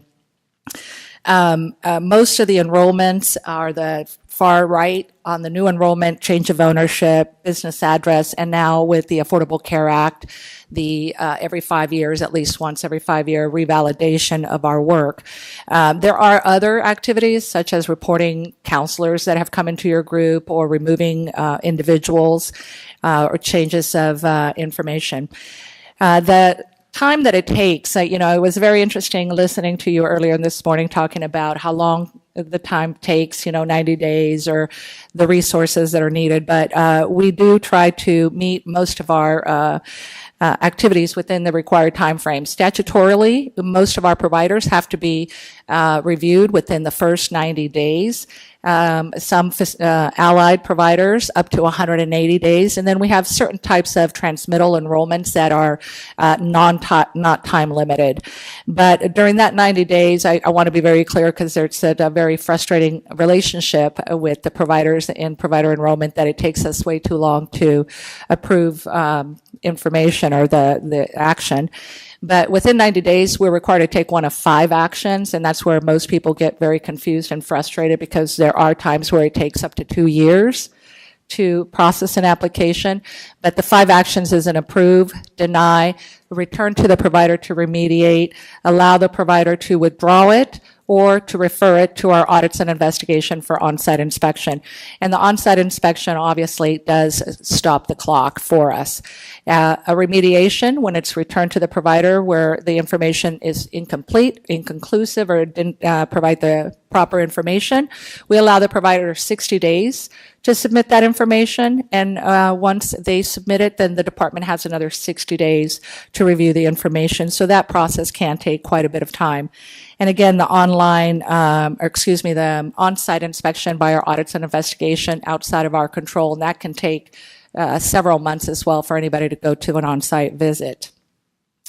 A little bit more about the provider enrollment is that, like I said, we have about 70 different provider types. In the paper environment, we have 26 different applications. There's about 96 different subforms, and we can receive up to 108 different supporting documents. It's very voluminous what the providers have to go through. It's amazing, some of the applications. I have literally had one application consume an entire file drawer of paper. The application's about yay high, and there's about 4 stacks that are documentations to support it. So I can understand the frustration with our provider community. And then, of course, once you see the volume of papers that we receive, why it takes us so long to go through this process. And we also receive about 2,200 applications every single month. So we're constantly trying to churn our provider enrollment process and make it as efficient as we can. With that being said, we also had the Affordable Care Act hit us a few years back with a lot of changes to the provider enrollment components. Providers were now required to report much more information. They needed to submit more information. We also had to identify low, mediate, and high risk providers with varying degree of oversight, with the high being criminal background check, fingerprinting requirements. So we could not possibly conduct all that work that the Affordable Care Act imposed on us without automating. And we finally were able to do so through the provider application and validation for enrollment system. I see many, I think, young doctors or providers behind me. I urge you to look at our PAVE application and try to enroll through there. It will be much easier, super easier than in paper. But this is a web-based portal you can access through your phone. It's secure, and it has 4 components. The portal is the site of the solution that the providers would access to enroll their information. It no longer requires, like in the paper environment, where you have to continually, this page, you have to put your name, you have to put your NPI, you have to put your location, your billing, your mail to, all those things continually being asked for in the paper environment. Through the PAVE solution, you don't have to do that anymore. It actually walks you through what type of provider you are, what are you trying to do with the department. It's no more guessing. It'll take you to the elements. It's intuitive. It also auto-populates information for the provider now, so you don't have to keep writing it in. And then it allows you to also maintain a library of your documents. So if you're opening another location, moving to a different location, that same information, you could just attach it to the new location. Makes it so much simpler. And you can also take a look at the status of your application. Has it been assigned for review? Where is it at in the process? You can communicate directly to the department through the provider through the PAVE solution. So highly recommend that you go through PAVE. It is a much faster process. And then that's just one component. So then it goes into the screening and enrollment process. That's the back end that comes to us. It's an automated screening that hits all of the various websites that we require to review from the federal and state websites such as the OIG, the LEIE, the MICSIS, the SAM, the medical board, the licensing boards.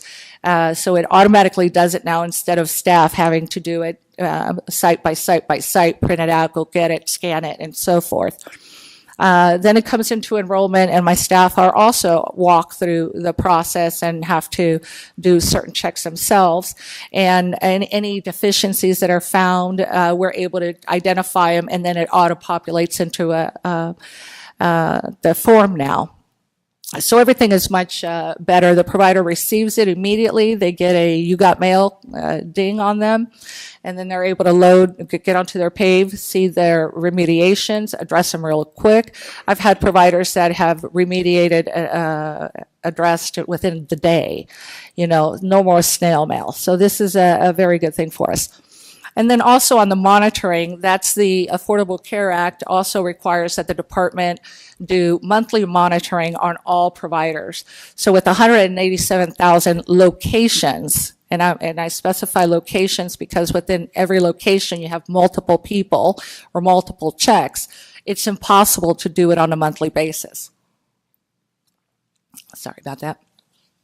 And in the monitoring, this was very interesting. We are so overwhelmed with the paper and applications and just trying to get them approved and done that we have never done a review.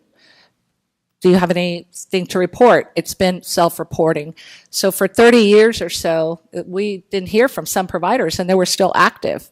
And I'm sure that there was a change at one point.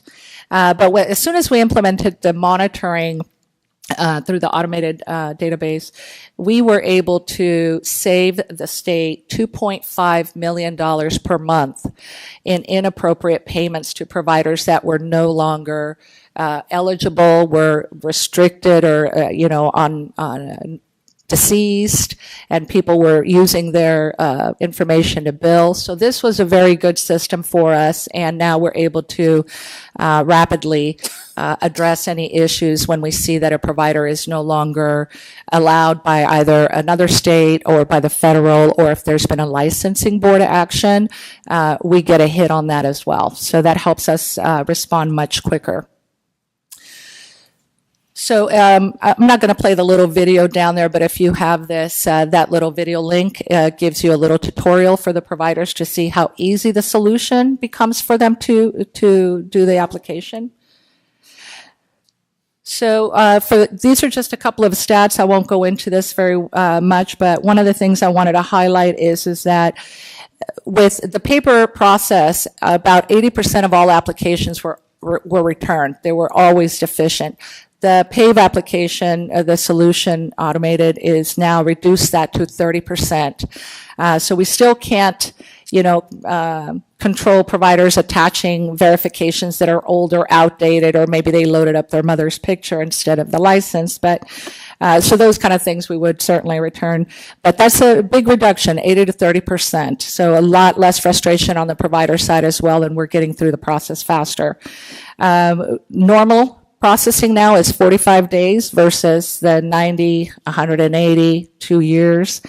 And we do have a star rating system on the PAVE system from the providers that complete the application. And out of 5 stars, we are consistently carrying a 4.4. So if you haven't heard about PAVE, love to come and talk to anybody who wants to hear about it.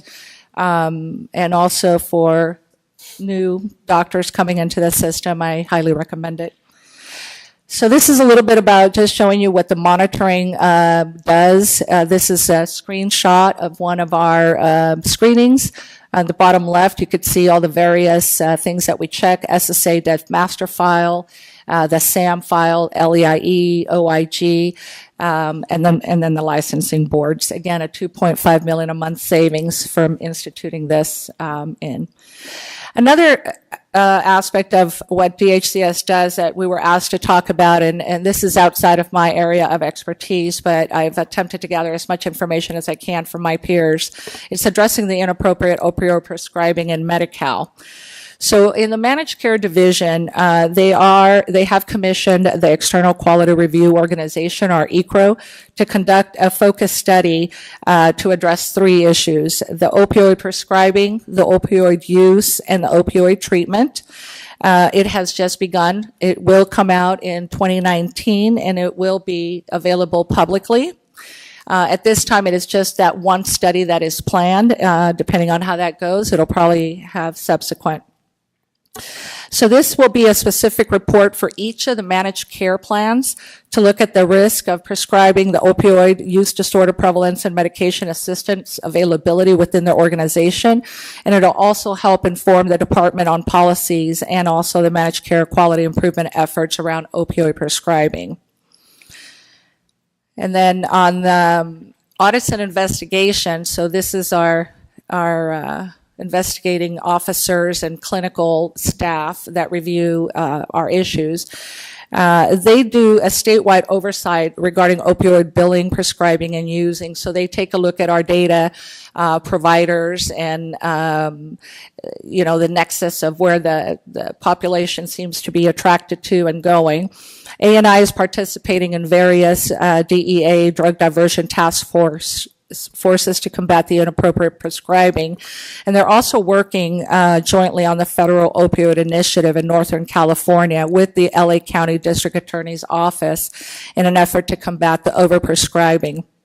When fraudulent acts or inappropriate prescribing occurs, and are detected, they can take sanctions on the provider, even do temporary suspensions, and even ultimately terminate the provider. And in those cases, the audits and investigations team may be reaching out to the medical board to address some of those issues with the medical board. So they do look at the CDC MME prescribing guidelines, and that's the morphine milligram equivalent. And providers averaging over the acceptable daily standard of the 80 to 90 MME, it can be an indication of overprescribing depending on the type of medication. However, they did let me know that further research is necessary to determine if the MME equivalent is related to methadone treatment and duration of that treatment. So they're still doing some more work on that. So encouraging appropriate opioid prescribing, that's also another activity that we conduct. In our pharmacy benefits division, they do work with the California Healthcare Foundation to address opioid and psychotropic issues. They have instituted quantity limits to certain long-acting opioids, so they impose a TAR and limit maybe the medication for 15 to 30 days.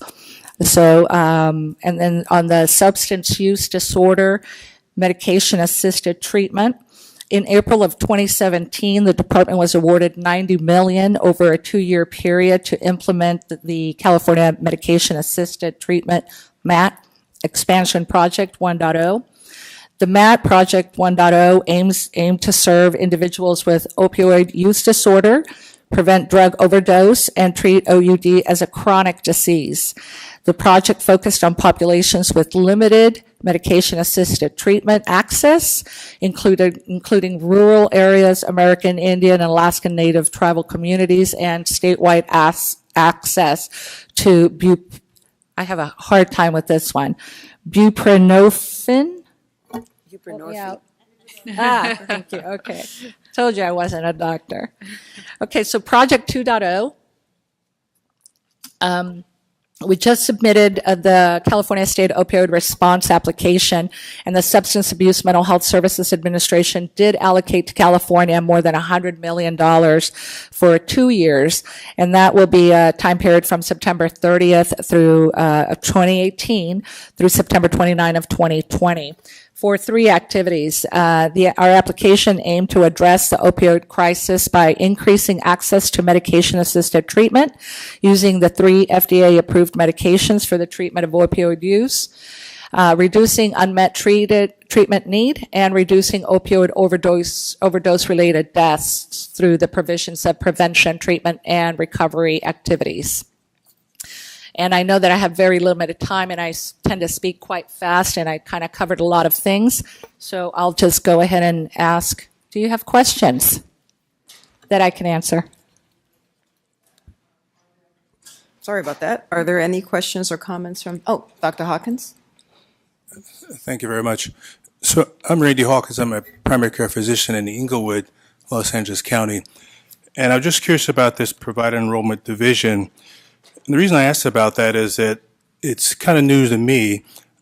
My understanding that the vast majority of medical health services are provided through the managed Medi-Cal model. And is this a separate entity? Because when I and many of my colleagues provide our information, it goes through our medical group and IPA. And so that information is already there. And I assume it's provided to you. If it is part of the same. Yeah, it is part of the same. So let me explain how our structure is. We have 2 primary models of care. That's the Medi-Cal managed care and then the fee-for-service. Okay, we have continuously been primarily fee-for-service up until the last, I'd say, 10, 12 years, where the move has been to expand managed care statewide. And we are now at a point of statewide managed care. However, there are a lot of exceptions to being enrolled in managed care. Some providers don't want to be enrolled, and some beneficiaries don't want to be enrolled. So a beneficiary who has, there are carve-outs that managed care plans also have. So they may not provide the full set of services that in fee-for-service we do. So in those carve-outs, you still have to maintain the fee-for-service environment and the providers. A beneficiary may be seeing a provider that it's in a different county, but the rapport is there in a managed care environment. You're contained to your county, so they may request an exemption. So we have always maintained the fee-for-service. And we always expected fee-for-service enrollments to drop as we expanded managed care, but that has not been the case. We've actually increased by about 10,000 every year for the last 5 years in the fee-for-service environment, which is a good thing because of this carve-out situation. Now, for the managed care providers, many of the managed care providers are enrolled in fee-for-service. About 80% of them are already enrolled in fee-for-service. So it's my impression that the individuals enrolled in the managed Medi-Cal get more access to more providers actually in reality, because so many providers don't want to accept the Medi-Cal rates in the fee-for-service model. I'm sure of that. My other question, which I think I need to get offline, is get more information about the opiate, the MAT expansion project. That's a lot of money. I'd like to hear more about how that money is distributed. Probably not now. I'll send that message to Marlise within our department, and we'll be sure to get you information. Okay. Dr. Levine? Thank you so much for the presentation. One of your slides had a line on it that said, overprescribers of non-opioid meds are identified through peer comparison. Are there specific drugs or categories of drugs that the department is focusing on? I wish I could answer your question, Dr. Levine. I am just not the expert on that area. I can get that to Harry Hendricks to address for the board as well. Great. And I'll ask Jennifer to give me a transcript. So any questions that I haven't been able to answer, I'll be sure to get back to you. We've had a lot of interest in the use of psychotropic meds in children. Yes. And Yeah. Dr. Gananadev?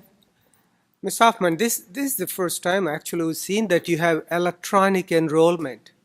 Each time we hire, we are part of a fairly decent sized surgery group, about 20 surgeons. We take it for granted that we're not going to get paid for that new person for 6 months from Medi-Cal. That's sad. So how can you, I still, with close to 45% of our volume is Medi-Cal. So it's a large part of our thing. And I wasn't even aware of. None of my people are aware of. This is the first I time. think I'm going to make sure and put you on our listserv so you get our information. We have been trying to, we've been working on the PAVE project for now about over 5 years. We've implemented monitoring in 2015, and then the first phase of enrolling providers was in 2017, and then just in September, the final phase. But we've been trying to message this through our listserv, through CMA, through anybody who will listen to me. I even carry a badge that says, ask me about PAVE. People are tired of hearing from me. But anything that I could do to inform your group, I'd be happy to share with you. And the other great thing about PAVE is that we have a lot of tutorials. So it's not like they're brief to the point that you want to hear about. It's exceptional.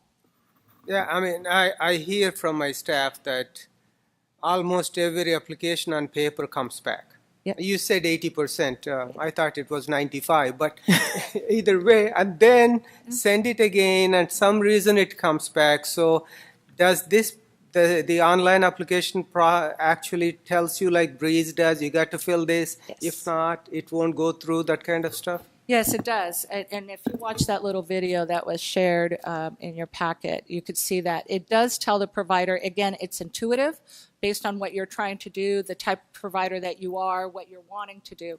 It collapses and expands as needed. And then it has a little bar at the top that's trying to get you to 100% complete. That's an indicator for the provider.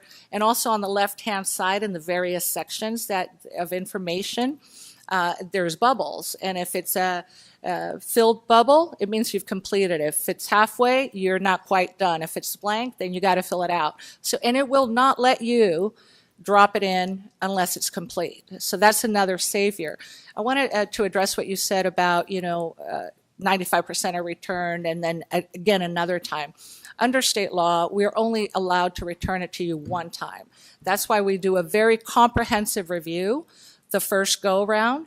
And usually a second time that it goes out, it's because our audits and investigations has uncovered something, and rather than do a denial or not give you and have you go through the whole process again, we would rather ask one more time. So we call that a post-on-site remediation. Okay. Dr. Yip? Hi, thanks for the presentation. Probably not your area, but I just want to feed back to you.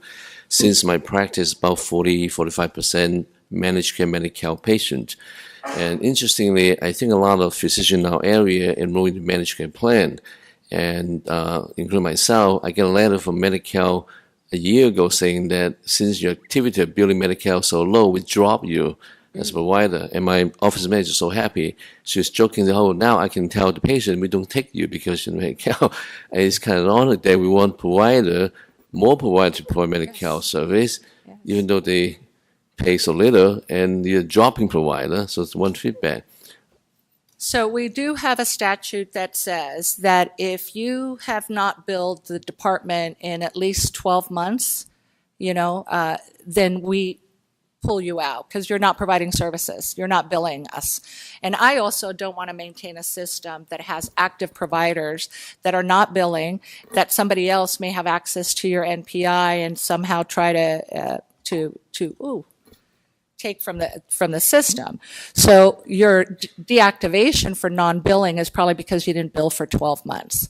But I agree with you. I'm of the mindset of keeping providers, and now with the requirement of the managed care plans to conform to the Affordable Care Act processes that we have in place for fee-for-service, managed care plans are also coming to rely on my division to do that for them. And for that reason, I'm really hesitant to terminate anybody now until we're able to clearly identify that they're not enrolled in managed care and they're not providing services in fee-for-service as well. The other feedback is just for the non-physician member, for student here.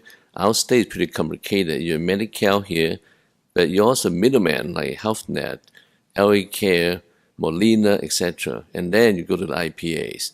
Now the IPA is getting bigger and bigger. They may be 100,000 lives, 300,000 lives.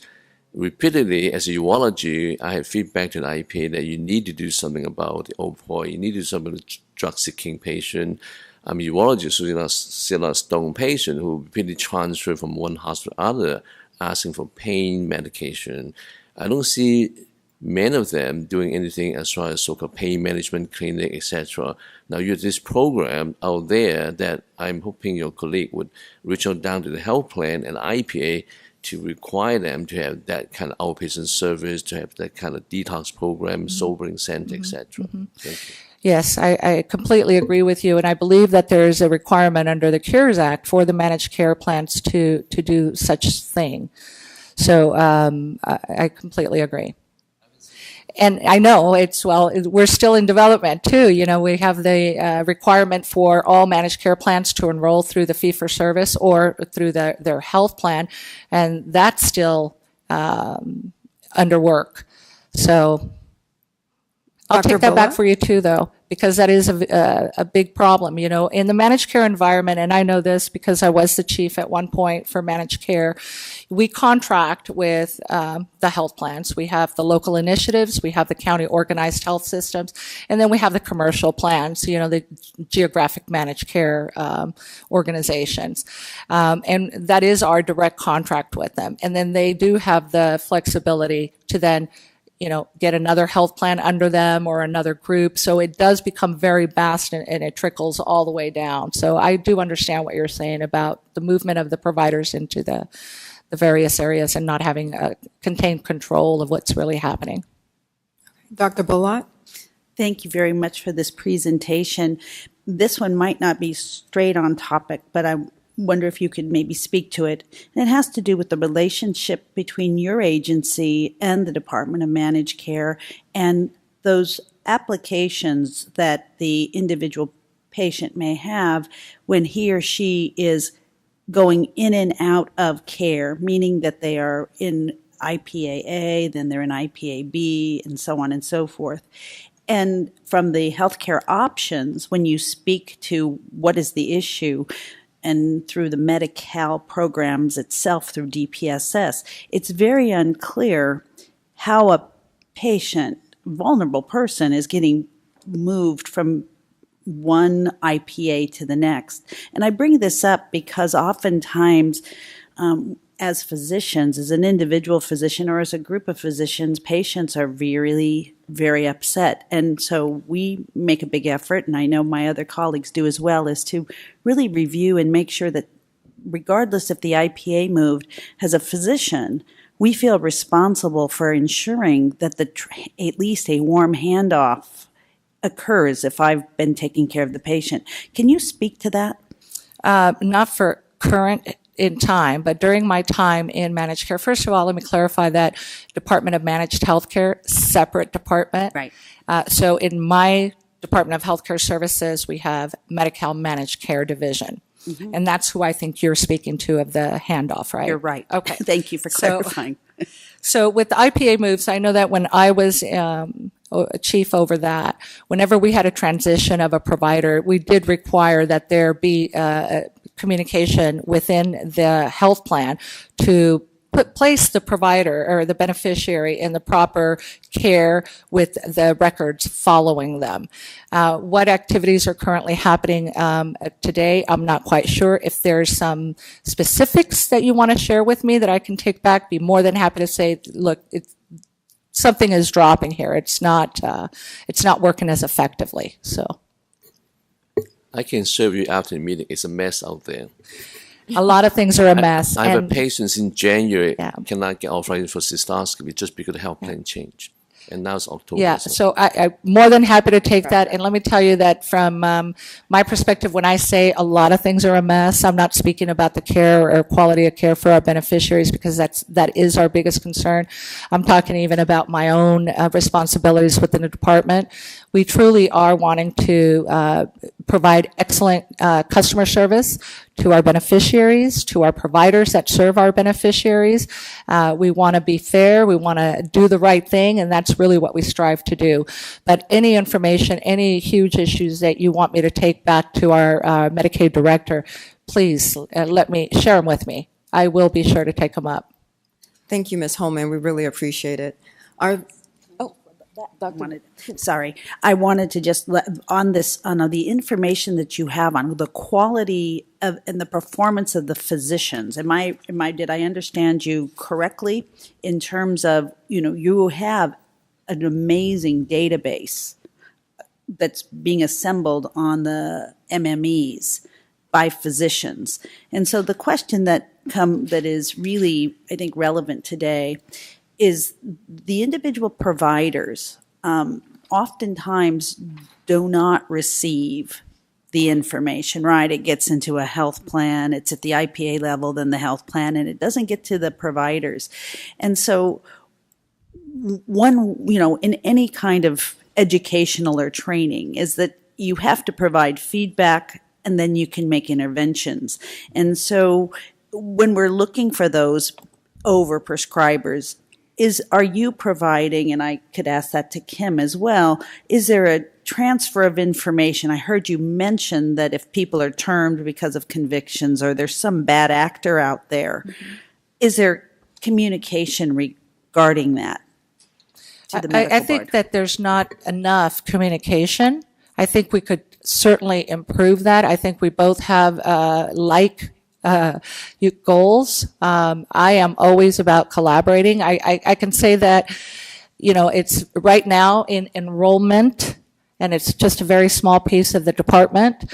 We're very focused on the licensing when it comes to the medical board, any actions that are being taken, limitations on the license, and then we make sure that we're placing that. But it's more of what the medical board has provided that we're grabbing onto. So it's probably more coming our way. I'd love to do more this way. And anything I could do to do that, I would love to. Thank you. Yeah.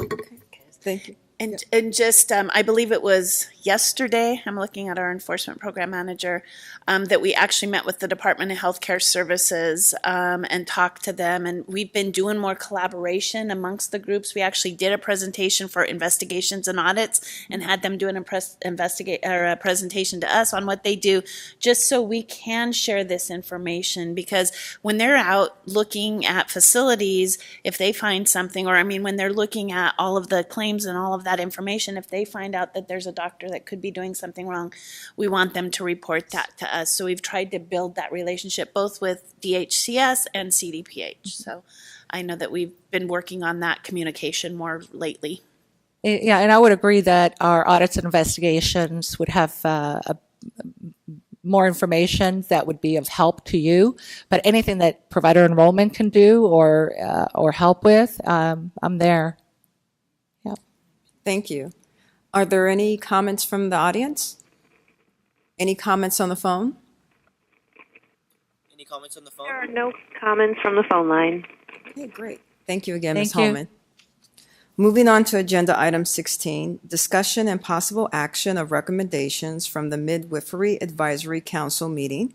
Ms. Holzer is the new chair of the Midwifery Advisory Council, and we welcome her to this new role. Ms. Thank Holzer. you. Thank you. This is my first meeting. I'm a little nervous, but I look forward to meeting all of you. Thank you all for your service. So we had a great meeting on August 16th, 2018 in Sacramento. And at that meeting, we were provided with the following information or took the following action. We were advised of a pilot program, the new Licensed Midwife Mentorship Program. We were advised that the California Association of Licensed Midwives plans to seek legislation that hopefully will resolve the impasse relating to AB 1308. We got the usual updates on the midwifery program and the update on the LMAR task force, which is getting really close. A letter was drafted regarding the requirements of the hospital transport reporting form and will be forwarded to the appropriate entities following final approval. And lastly, we tabled the discussion of term limits and election of a vice chair to the next meeting. So that said, our requested action for our next meeting is the approval of the following agenda items. I so move that we approve the requested agenda for your next MAC meeting. Is there a second? Okay. Are there any comments or questions from the members? Okay. Are there any comments from the audience? Any comments on the phone? Any comments on the phone? No comments on the phone.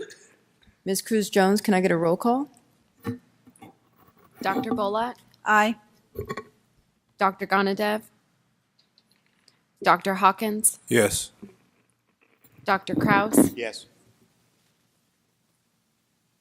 Dr. Levine? Dr. Lewis? Aye.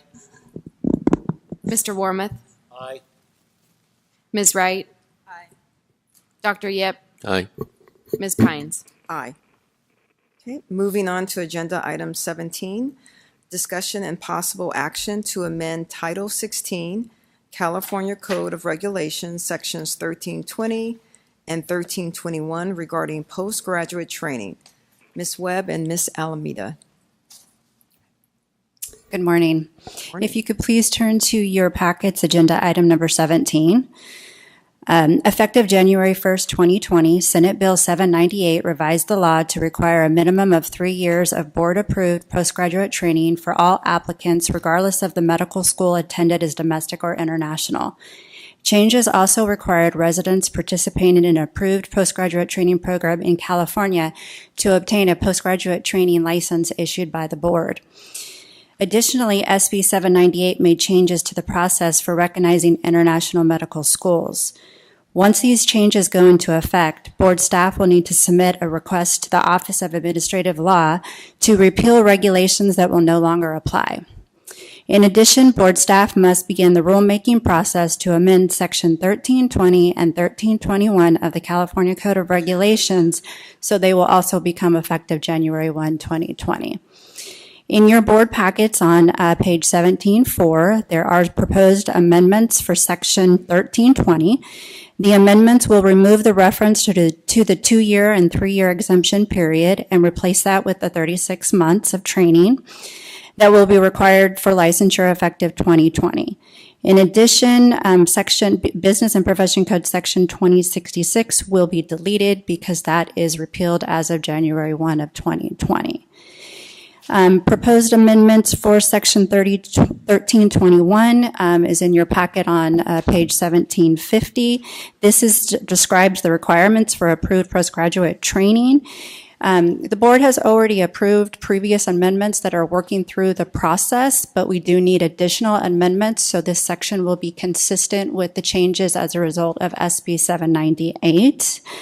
The amendments are to clarify the requirement that an applicant must complete the 36 months of board-approved postgraduate training with at least 24 continuous months in a single program to be licensed. Unless you have any questions, I will ask for a motion. Second. And Oh, sorry. I want to expand on the motion, if I may. Okay. That it's a motion to approve the suggested amendments and deletions so that staff can begin the rulemaking process with pre-approval through DCA and agency, and that staff may make non-substantive changes to the language as necessary, and then present the package to OAL for formal notice and the formal public comment period. Sorry, it has to be Oh, yeah, I didn't want to read. robust. I'll let you read all the sentences, but that's what I meant. So I will accept your verbiage and to move to approve the amendments and the changes that Ms. Webb listed. Second. Okay. Are there any comments from the public? Any comments on the phone? Any comments on the phone? No comments on the phone. Okay, Ms. Cruz Jones, perform the roll call. Dr. Bolat? Aye. Dr. Gonadev? Aye, even though I was partially absent, I read through it. Dr. Hawkins? Yes. Dr. Kraus? Yes. Dr. Levine? Yes. Dr. Lewis? Aye. Mr. Warmoth? Aye. Ms. Wright? Yes. Dr. Yip? Aye. Ms. Pines? Aye. The motion carries. Moving on to agenda item 18, update on the Physician Assistant Board and discussion of optimal team practice. Mr. Sachs is the president of the Physician Assistant Board, and Mr. Grant is the vice president. We thank them for coming today.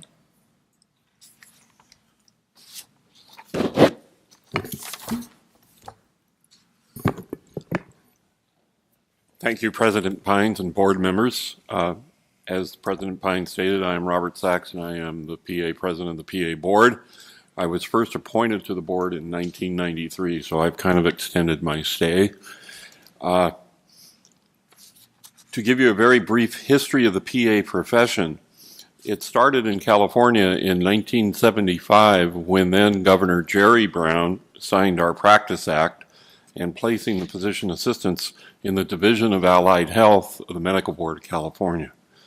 We started with approximately 300 PAs, most of whom were Vietnam veterans as myself. Today we have over 12,500 physician assistants, 15 accredited PA programs, and 4 more programs in development. They are all mastered level programs. We are here today to discuss a potential new changes in the practice of PAs. I would like to introduce Jed Grant, Vice President, who will talk about optimal team practice. Thank you. Hi. I believe in the packet there's an infographic that I'll sort of comment on and you can follow along with. But as Mr. Sachs mentioned, from the late 1960s to the early 1970s, there was one PA program in the United States. Now there's 236. PA education is around 120 semester units or 3 academic years with over 2,000 hours of supervised clinical practice experiences. That's required by our accrediting body, so all accredited PA programs have that. PAs have gone from working in only one specialty when the profession started to now in all medical specialties and multiple practice settings. And the profession itself has gone from a tenuous sort of experiment to a critical member of the healthcare team providing care to patients in need. So what brings us here today is that our PA Practice Act in California, as in many other states, is a little bit archaic in that it is based on what healthcare practice looked like and how healthcare was delivered in the 1970s. Today, the healthcare environment is very different then, and healthcare is delivered differently than it was then. But our Practice Act has not changed to keep up with that. So, the professional organization for PAs in the United States, the AAPA, a couple of years ago, was discussing this, and they came up with something called optimal team practice. And there's 4 main pillars to optimal team practice. I'll talk a little bit about that so that you kind of see the relevance to why we're here. The first one is that PAs do not now, nor will we ever, want to be independent. We are a part of a team with our physician colleagues. It's a basic tenet of the profession.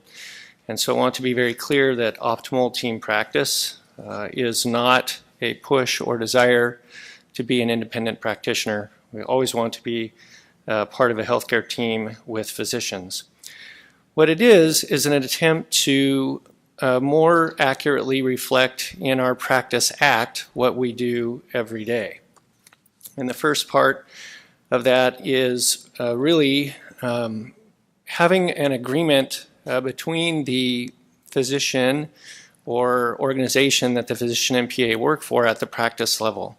Many years ago in the fee-for-service days, it was one physician and one PA in a rural area doing fee-for-service work, and the PA Practice Act worked pretty well for that.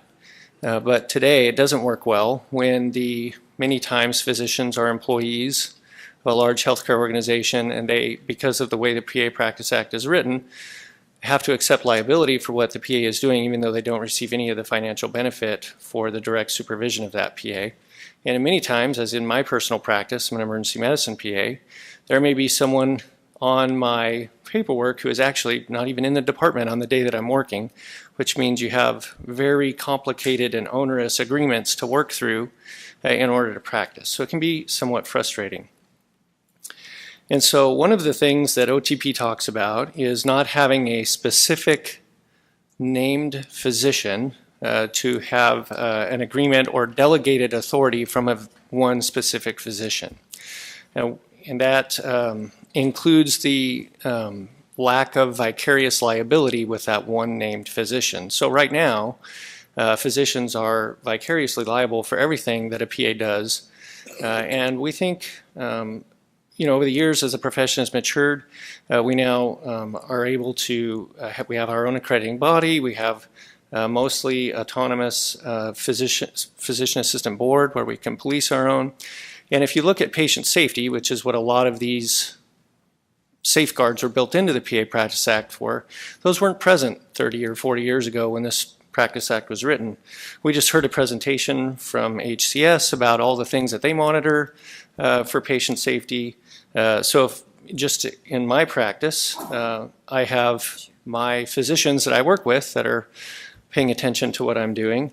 I have a quality improvement and quality assurance folks that work for the hospital that I work at that are paying attention to everything that I'm doing. I have a billing company that bills for me for my practices that pay attention to what I'm doing. I have paying entities that, like HCS and CDPH, that are paying attention to what I'm doing. And I have a PA board that is paying attention to what I'm doing and ensuring the public safety. And I have medical malpractice insurance that is also tracking all of my metrics. So there are many opportunities for safety built in there. One of the tenets is optimal team practice, is that with the current healthcare environment and all of those safeties built in, do we really need to add liability on to a supervising physician? The reason this is important is because if you own a healthcare organization and you have the requirements to do all these things and accept vicarious liability for one healthcare provider, maybe a different class of healthcare provider that does the same thing, also an advanced provider, does not have those requirements. It results in hiring discrepancies and lost jobs. And so that's problematic for the profession. So what OTP says is, rather than having supervision documented through a co-signature on a form, the practicing PA and physician or team that the PA is working on should determine at the practice level how that collaboration is going to work, and then work within that framework. And really that's what happens now. I've been an ERPA for 20 years. The way that I practice with my physicians is a little bit different than a new graduate who has a lot closer oversight. And we want the Practice Act to reflect what's actually happening with patients. So if the PA Practice Act has to change in California, which we know that from our stakeholders that this is coming to California, that also means that the third pillar, right? So the first pillar is that it's a team-based environment. The second pillar of OTP is that the relationship should be defined at the practice level. The third pillar is that there should be an independent physician assistant board. In California, we do have a PA board, and we are independent for all things except supervision, which is on your agenda. You've talked about some of those things today. And so one of the things that the PA board identified in the Sunset Review this last year was that we would look into becoming fully independent. Now with 12,500 licensees and the ability to do those things, while we value the close relationship that we have with the medical board and enjoy working closely with physicians, not only in our own practice, but also in terms of licensing and regulation for patient safety in California, the profession has progressed to the point where we think that we could be independent, and particularly when we're dealing with potential change to several laws and regulations that deal with supervision, which would tie up quite a bit of your time on the medical board. So those are things that are coming. And then finally, the fourth part of optimal team practice is for many years, physician assistants have been, their care has been billed under the collaborating or supervising physician's number. So a lot of the care that PAs provide is invisible because it's paid under another healthcare provider. So the fourth part is that in order to have good visibility for the actual accurate amount of care that PAs are providing is to be able to bill and have direct reimbursement for the care that we're providing. So there's some information that was there, and that is a brief summary of what optimal team practice is that allows PAs to practice to the full extent of their license, basically determined at the practice level rather than through complicated arrangements that may not really be reflective of what's happening with individual patients. So I'd be happy to answer any questions that you might have about this. Thank you, Mr. Sachs and Mr. Grant. Do we have any questions by any of the members? Dr. Gananadev? Yeah, Mr. Grant, Mr. Sachs, my group is one of the earliest groups to hire PAs in California, surgery group in 1990s. So some of the ones you pointed out are somewhat concerning. Some of the ones are appropriate. So as you put forth, this board will look at it, whether to support, oppose, what we need to do. In the end, my feeling is that that profession was created to be part of the team, but not to be independent. So we'll look at what you're asking, but there are, as I said, there are some concerns with some of the stuff you're asking. Thank you.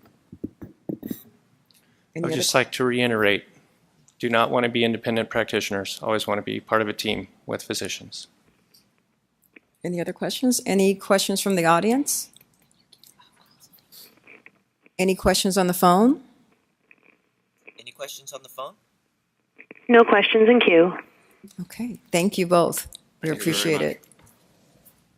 Moving on to agenda item 19, update from Attorney General Office, Ms. Castro.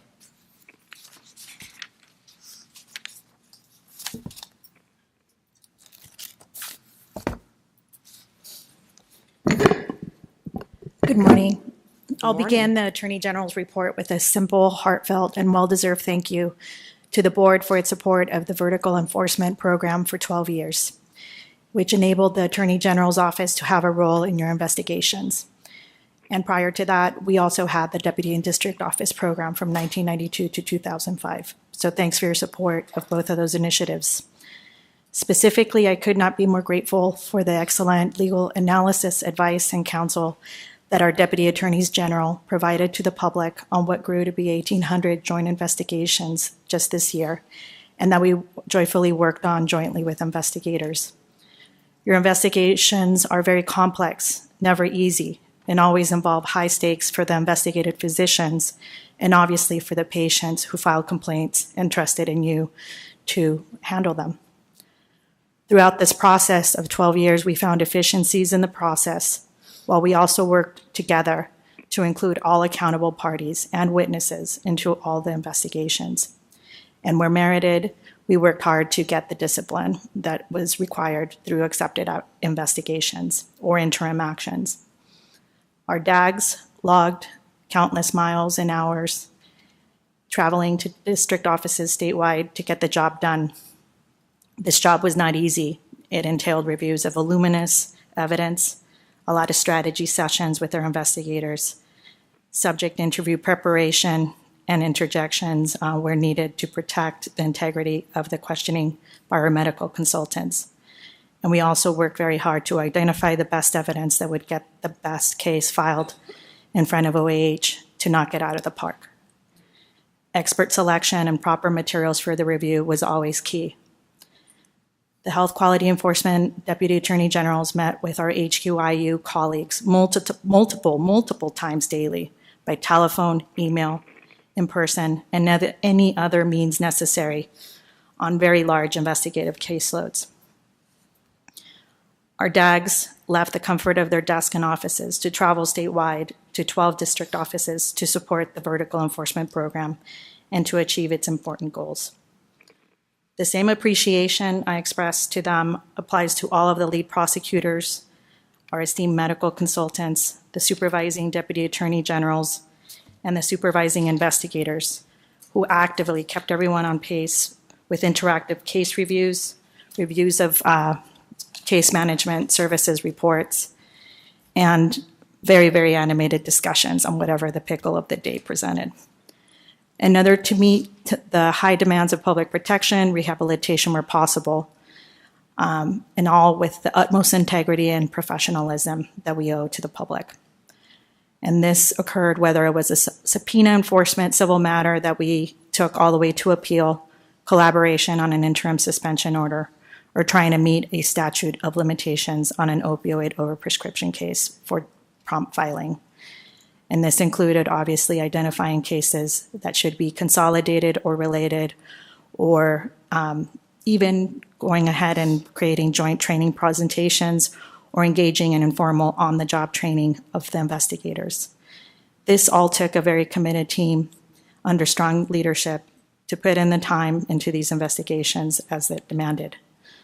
All of these efforts to meet quality standards, time pressures, and honor the public's trust were indispensable to the vertical enforcement team's success. Our multidisciplinary team of law enforcement, prosecutors, and medical professionals got it done, and we learned so very much from each other, and we developed very lifelong friendships. We worked collaboratively when we needed to fill in the gaps, and we took the initiative to improve the process and workflows.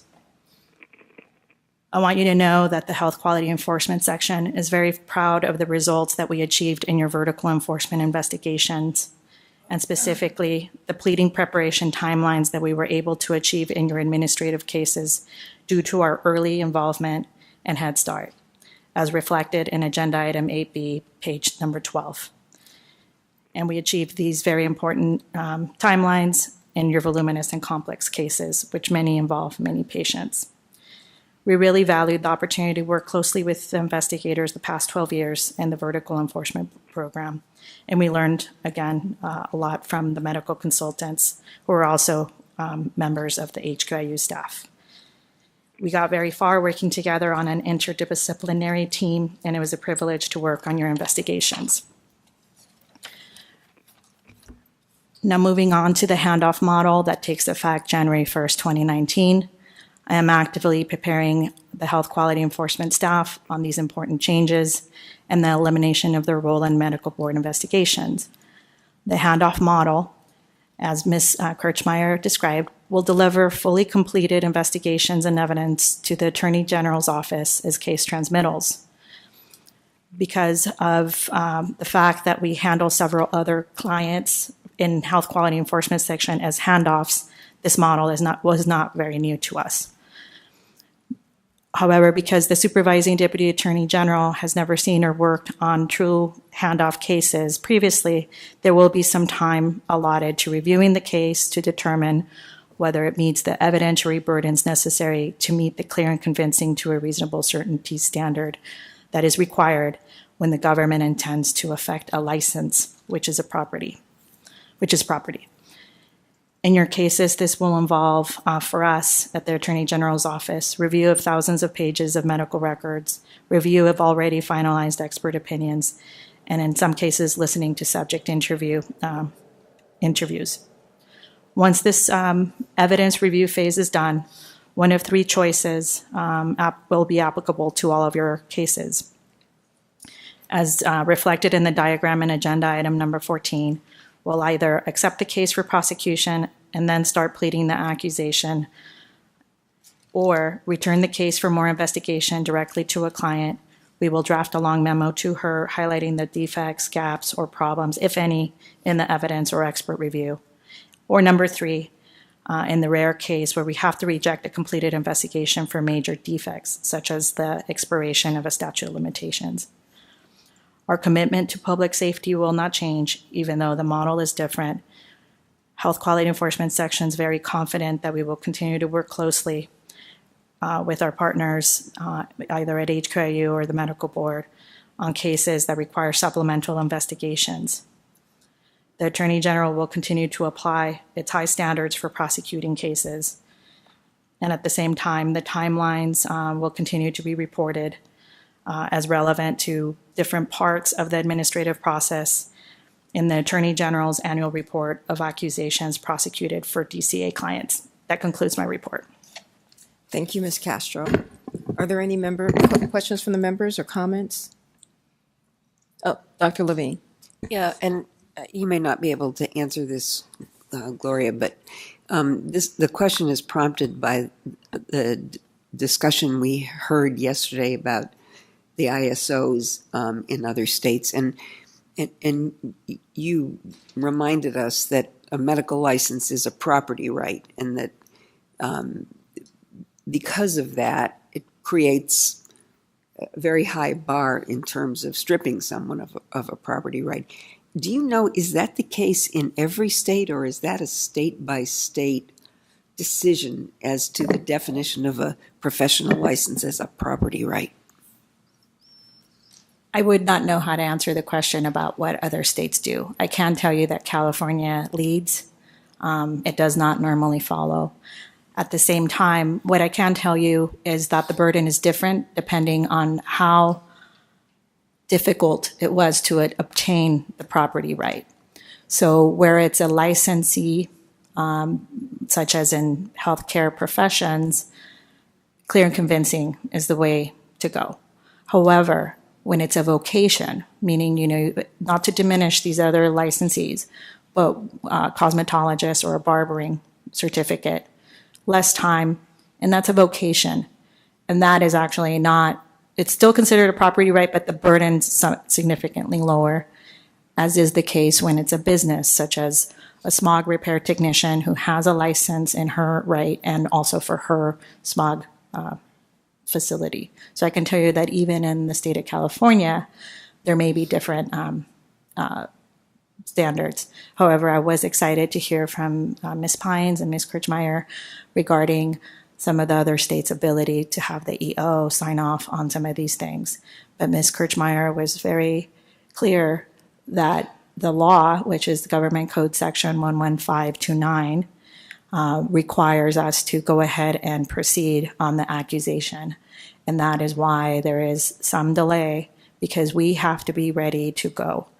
And so it has more of an equivalency to criminal proceedings, such as a preliminary hearing and then being held over to answer, and their right to a speedy trial. So it has a lot more analogies to that. Thank you. That's very helpful. Any other questions? Dr. Gnanadev? Ms. Castro, I know it somewhat disappointing to see that it didn't work out. All the entities seriously tried, Governor's Office, Medical Board, DCA, HQIU, but this board, at least this board member who was president till a few months ago, can assure you that our goal is to really work out a solution, not just disappear. So hope we can work together so that we can come to where we actually need your help, truly need your help, and where we think we can expedite things without going through the long and arduous process. So that's all we're looking for. Thank you, though. Thank you. Thank you, Ms. Castro.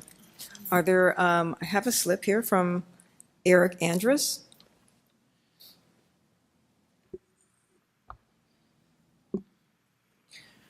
So I screwed up yesterday in talking about, I wanted to talk at 8B, and Kim kind of went over that really, really fast, and I got confused, so I didn't. But this kind of relates to what we were talking about just now. And I'm still trying to perfect my knowing everything about the medical board, and it's taking longer than I thought. So forgive me if I don't get things right. In the 8B, it said the average number of days to complete a complaint in the CCU is 138 days. What exactly does complete mean? Are the thousands and thousands of legitimate complaints that are being tossed out falsely lowering that average? And how do you account for the fact that cases like Tim and Tammy Smick's complaint against Dr. Daniel Hedrick took 1,069 days just until an accusation was filed? It took another 429 days to hand down a public reprimand, a discipline meant only for the most trivial of offenses to a man who killed their son, bringing the total time to 1,498 days. That's over 4 years and a far cry from the average 138 days that's mentioned in 8B. So it would seem there's some data purposely askew here to make it look like you're all actually doing a good job when it doesn't seem like you are.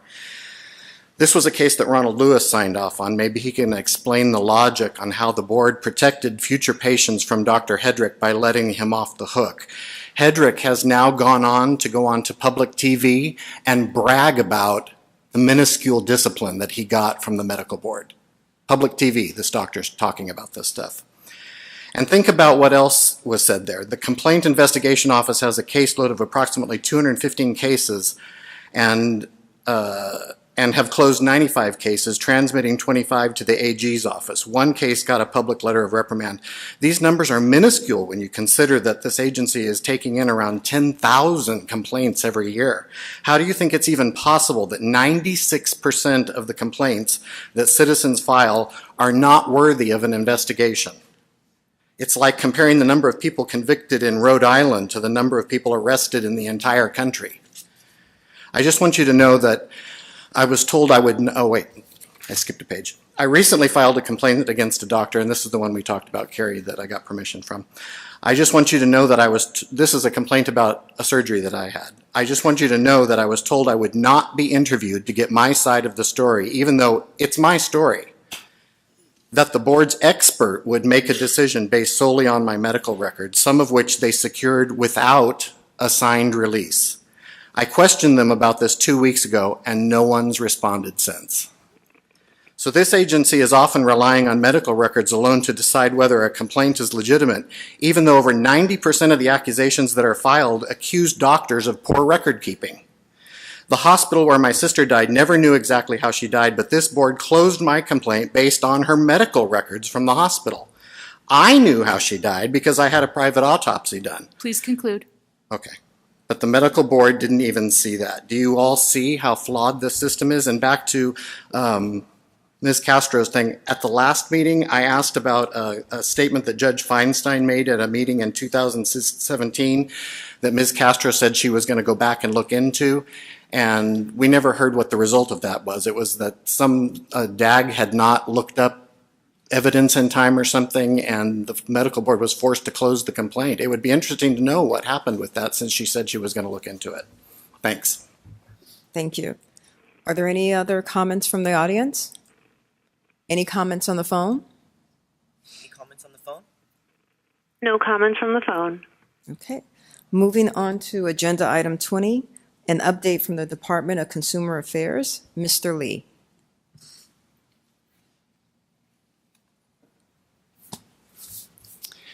Good morning, President Pines, Vice President Lewis, Executive Officer Kirkmeyer, and members of the board. It is good to see you all again in stunning San Diego, and thank you so much for allowing the department an opportunity to provide an update to your board. For the record, my name is Patrick Lay. I'm the Assistant Deputy Director for Board and Viewer Services at the Department of Consumer Affairs. I have a short DCA update for you today, starting with the Director's Quarterly Meeting. The Director's Quarterly Meeting was held on August 6th and included presentations from the Department of General Services, DCA's Equal Employment Opportunity Office, and DCA's Office of Human Resources. The Department of General Services previewed their plan for new construction that will house all of DCA in 2024. The Equal Employment Opportunity Office provided a primer on implicit bias, and the Office of Human Resources shared some new improvements on our own internal HR processes specific to recruitment and adverse action. The next Director's Quarterly Meeting is scheduled for October 29th. My next update is regarding DCA leadership training. The department held its kickoff meeting for the second cohort of the Future Leadership Development Program in September. As you may remember, FLD was an initiative launched in August of 2017 to develop and mentor DCA staff across various boards and bureaus. The program includes executive mentoring, customized leadership training, and project management. My third update is regarding the licensing and enforcement work group, which, as you recall, are monthly work groups made up of DCA board staff to identify best practices in the areas of licensing and enforcement. In August, the licensing work group discussed a tool to streamline and automate letter generation to licensees. This tool is currently available to all BREEZE programs and will be available to all programs in DCA soon. My next update is regarding the Substance Abuse Coordination Committee. As you recall, the department reconvened the Substance Abuse Coordination Committee. Per Senate Bill 796, the committee has been tasked with examining the standards related to drug testing for substance abusing licensees in a diversion program or who are in probation. The committee is currently determining if the existing criteria need to be updated based on recent development in research and testing technology, and the department has been tasked to report back to the legislature by January 1st of 2019. Per statute, the committee is made up of all the Healing Arts executive officers, a designate from the Department of Healthcare Services, and is chaired by the Director of the Department of Consumer Affairs. The committee will meet on October 30th in Sacramento and will specifically examine the issue of drug testing frequency and whether or not those frequencies need to be adjusted. And my last update is regarding the executive officer salary study. The department has awarded a contract to conduct a salary study of executive officers. As a refresher, the contractor will be expected to provide a comprehensive independent review and assessment of board executive officer salary levels and evaluate changes that have been occurred subsequent to a previous salary study conducted in 2011. This new study will assess the programmatic changes that have occurred over the few years and how these changes have increased the operational complexity of our boards. This study will help determine the degree to which these changes will support compensation augmentation. There are key goals that the department would like to focus through the salary study. First is to synthesize data and collect information to evaluate the salary bands of DCA programs and make determinations on how the data may or may not suggest an augmentation on a program's level. Second, determine what critical factors are support a compensation increase review process. And third, evaluate gender parity for executive officer salaries across all DCA programs. And finally, comparison of position deemed comparable to executive officers in other states. The study is currently underway. The contractor is performing its work and is estimated to complete in early 2019. And that concludes my update, and I can take any questions that the board may have. Thank you, Ms. Lay. Dr. Gnanadev? Mr. Lay, thanks for coming. At least I'm seeing a little light at the end of the tunnel on the executive officers' compensation. We've been trying this for 4 years. President before me, myself, and now Ms. Pines. So our concern is it is not equitable. The amount of work in this largest medical board in the entire country, remember that 1 out of 6 doctors in the country has California license, and 40,000 licensees. So it just doesn't, I don't know how much study you need. Please conclude it so that we can, it comes out of our money. It doesn't come out of first aid general fund. So that's why we want to make sure that it's done sooner so that we can move on.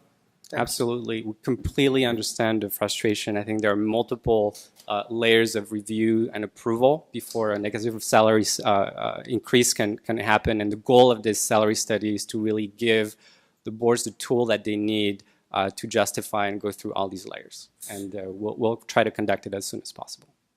Thank you. Dr. Lewis? Patrick, do you have to wait for a new budget, new governor budget, before you can entertain these new salary changes, or can it be done within an interim period? Yeah, not best place to answer that question, but I'm happy to take that question and get back to you. Just curious whether you have to wait for the new cycle. Sure, absolutely. That could take a while. Okay, thank you. Any other questions from members? Oh, Dr. Hawkins? Not sure if this question should be directed to you, but I was reminded by one of your updates. Just wanted a status report on the requirement for implicit bias training for all boards, bureaus, and commissions. So I don't think that there has been something come out from DCA requiring it for all boards yet. I know that they've talked about it, and actually, as Patrick said, at the last executive director workshop, they actually had a section on implicit bias, at least for the executive directors, but we haven't. And just a little off topic, but just an update for us is we are looking into, first we're finalizing it for those individuals that need to take a webinar for the one that you all took in person. And then we're actually looking right now at another vendor within the next year to do, again, a longer one, like 4 hours for us. So update. I personally thought the EEO training on implicit bias was incredibly powerful tool. Happy to transfer these resources to the medical board if it's helpful. Thank you. Dr. Lewis? Sorry. I was just thinking about the training for either new board members or reappointed board members. If you could take this board member's comments back, I don't know if there's others, that the second and third time around seems redundant. I know it's probably in regulations, but if you could just take that back, there's got to be an easier way and a less expensive way to conduct those meetings for people that have already been through the training the first time. So sure, absolutely. Happy to take that comment back. Would you please? Thank you. Thank you again. Thank you. Are there any questions from the audience? Any questions on the phone? Are there any questions on the phone? No questions from the phone. Okay, we're on our last agenda item, 21, future agenda items. So I want to make a statement. So in January, we're going to invite the patient advocate groups to come meet with us in person the day before the official board meeting to listen and have them share more of their concerns, how we can work together to make this board more effective and protect the consumers of this state. You're welcome. So any future items from any board members? Oh, Dr. Yip? I'd like to see an update on the outpatient surgery accreditation, adverse event reporting, physician credentialing, etc. Either January or April meeting. I think we should have at least once a year. So thank you. I agree. Any other? No other items? Okay. Well, we are adjourned. Oh, we have one more. Oh, yes, we do. Eric Andrus. Since you talked about, I was actually going to bring that up, but it would be great. I don't know if you all know, but the CDPH actually has a committee of advocates that work with them that Marian Hollingsworth is on. So it would be great if we could create a committee that meets with you guys regularly and talks about this stuff, because, we come here, you guys have to let us come here and say this stuff, but there's not really a dialogue. So I think a committee would be really great where we could talk and be nice to each other. And so that was my first 2 pages. The second one is the point that I've been bringing up 7 or 8 times about adding the agenda item of the Public Records Act, and it's never making it onto the agenda. I would really like to talk about that because there's a case just came up within the last few days now where there's a big discrepancy between 2 different entities, one being me and a news station, asking for almost exactly the same thing and being given diametrically opposed dollar amounts into how much it's going to cost. That can't be. The Public Records Act requires you guys to make these things reasonable. The Public Records Act is for public information. It's to guarantee transparency of this thing. And we feel like we're being blocked at every turn when we put in a Public Records Act request. We need to talk about that, you guys. I'm serious. This is like the 7th or 8th time I've asked for it to be put on the agenda. We need to talk about it. Thank you. Thank you. Okay. The meeting is adjourned.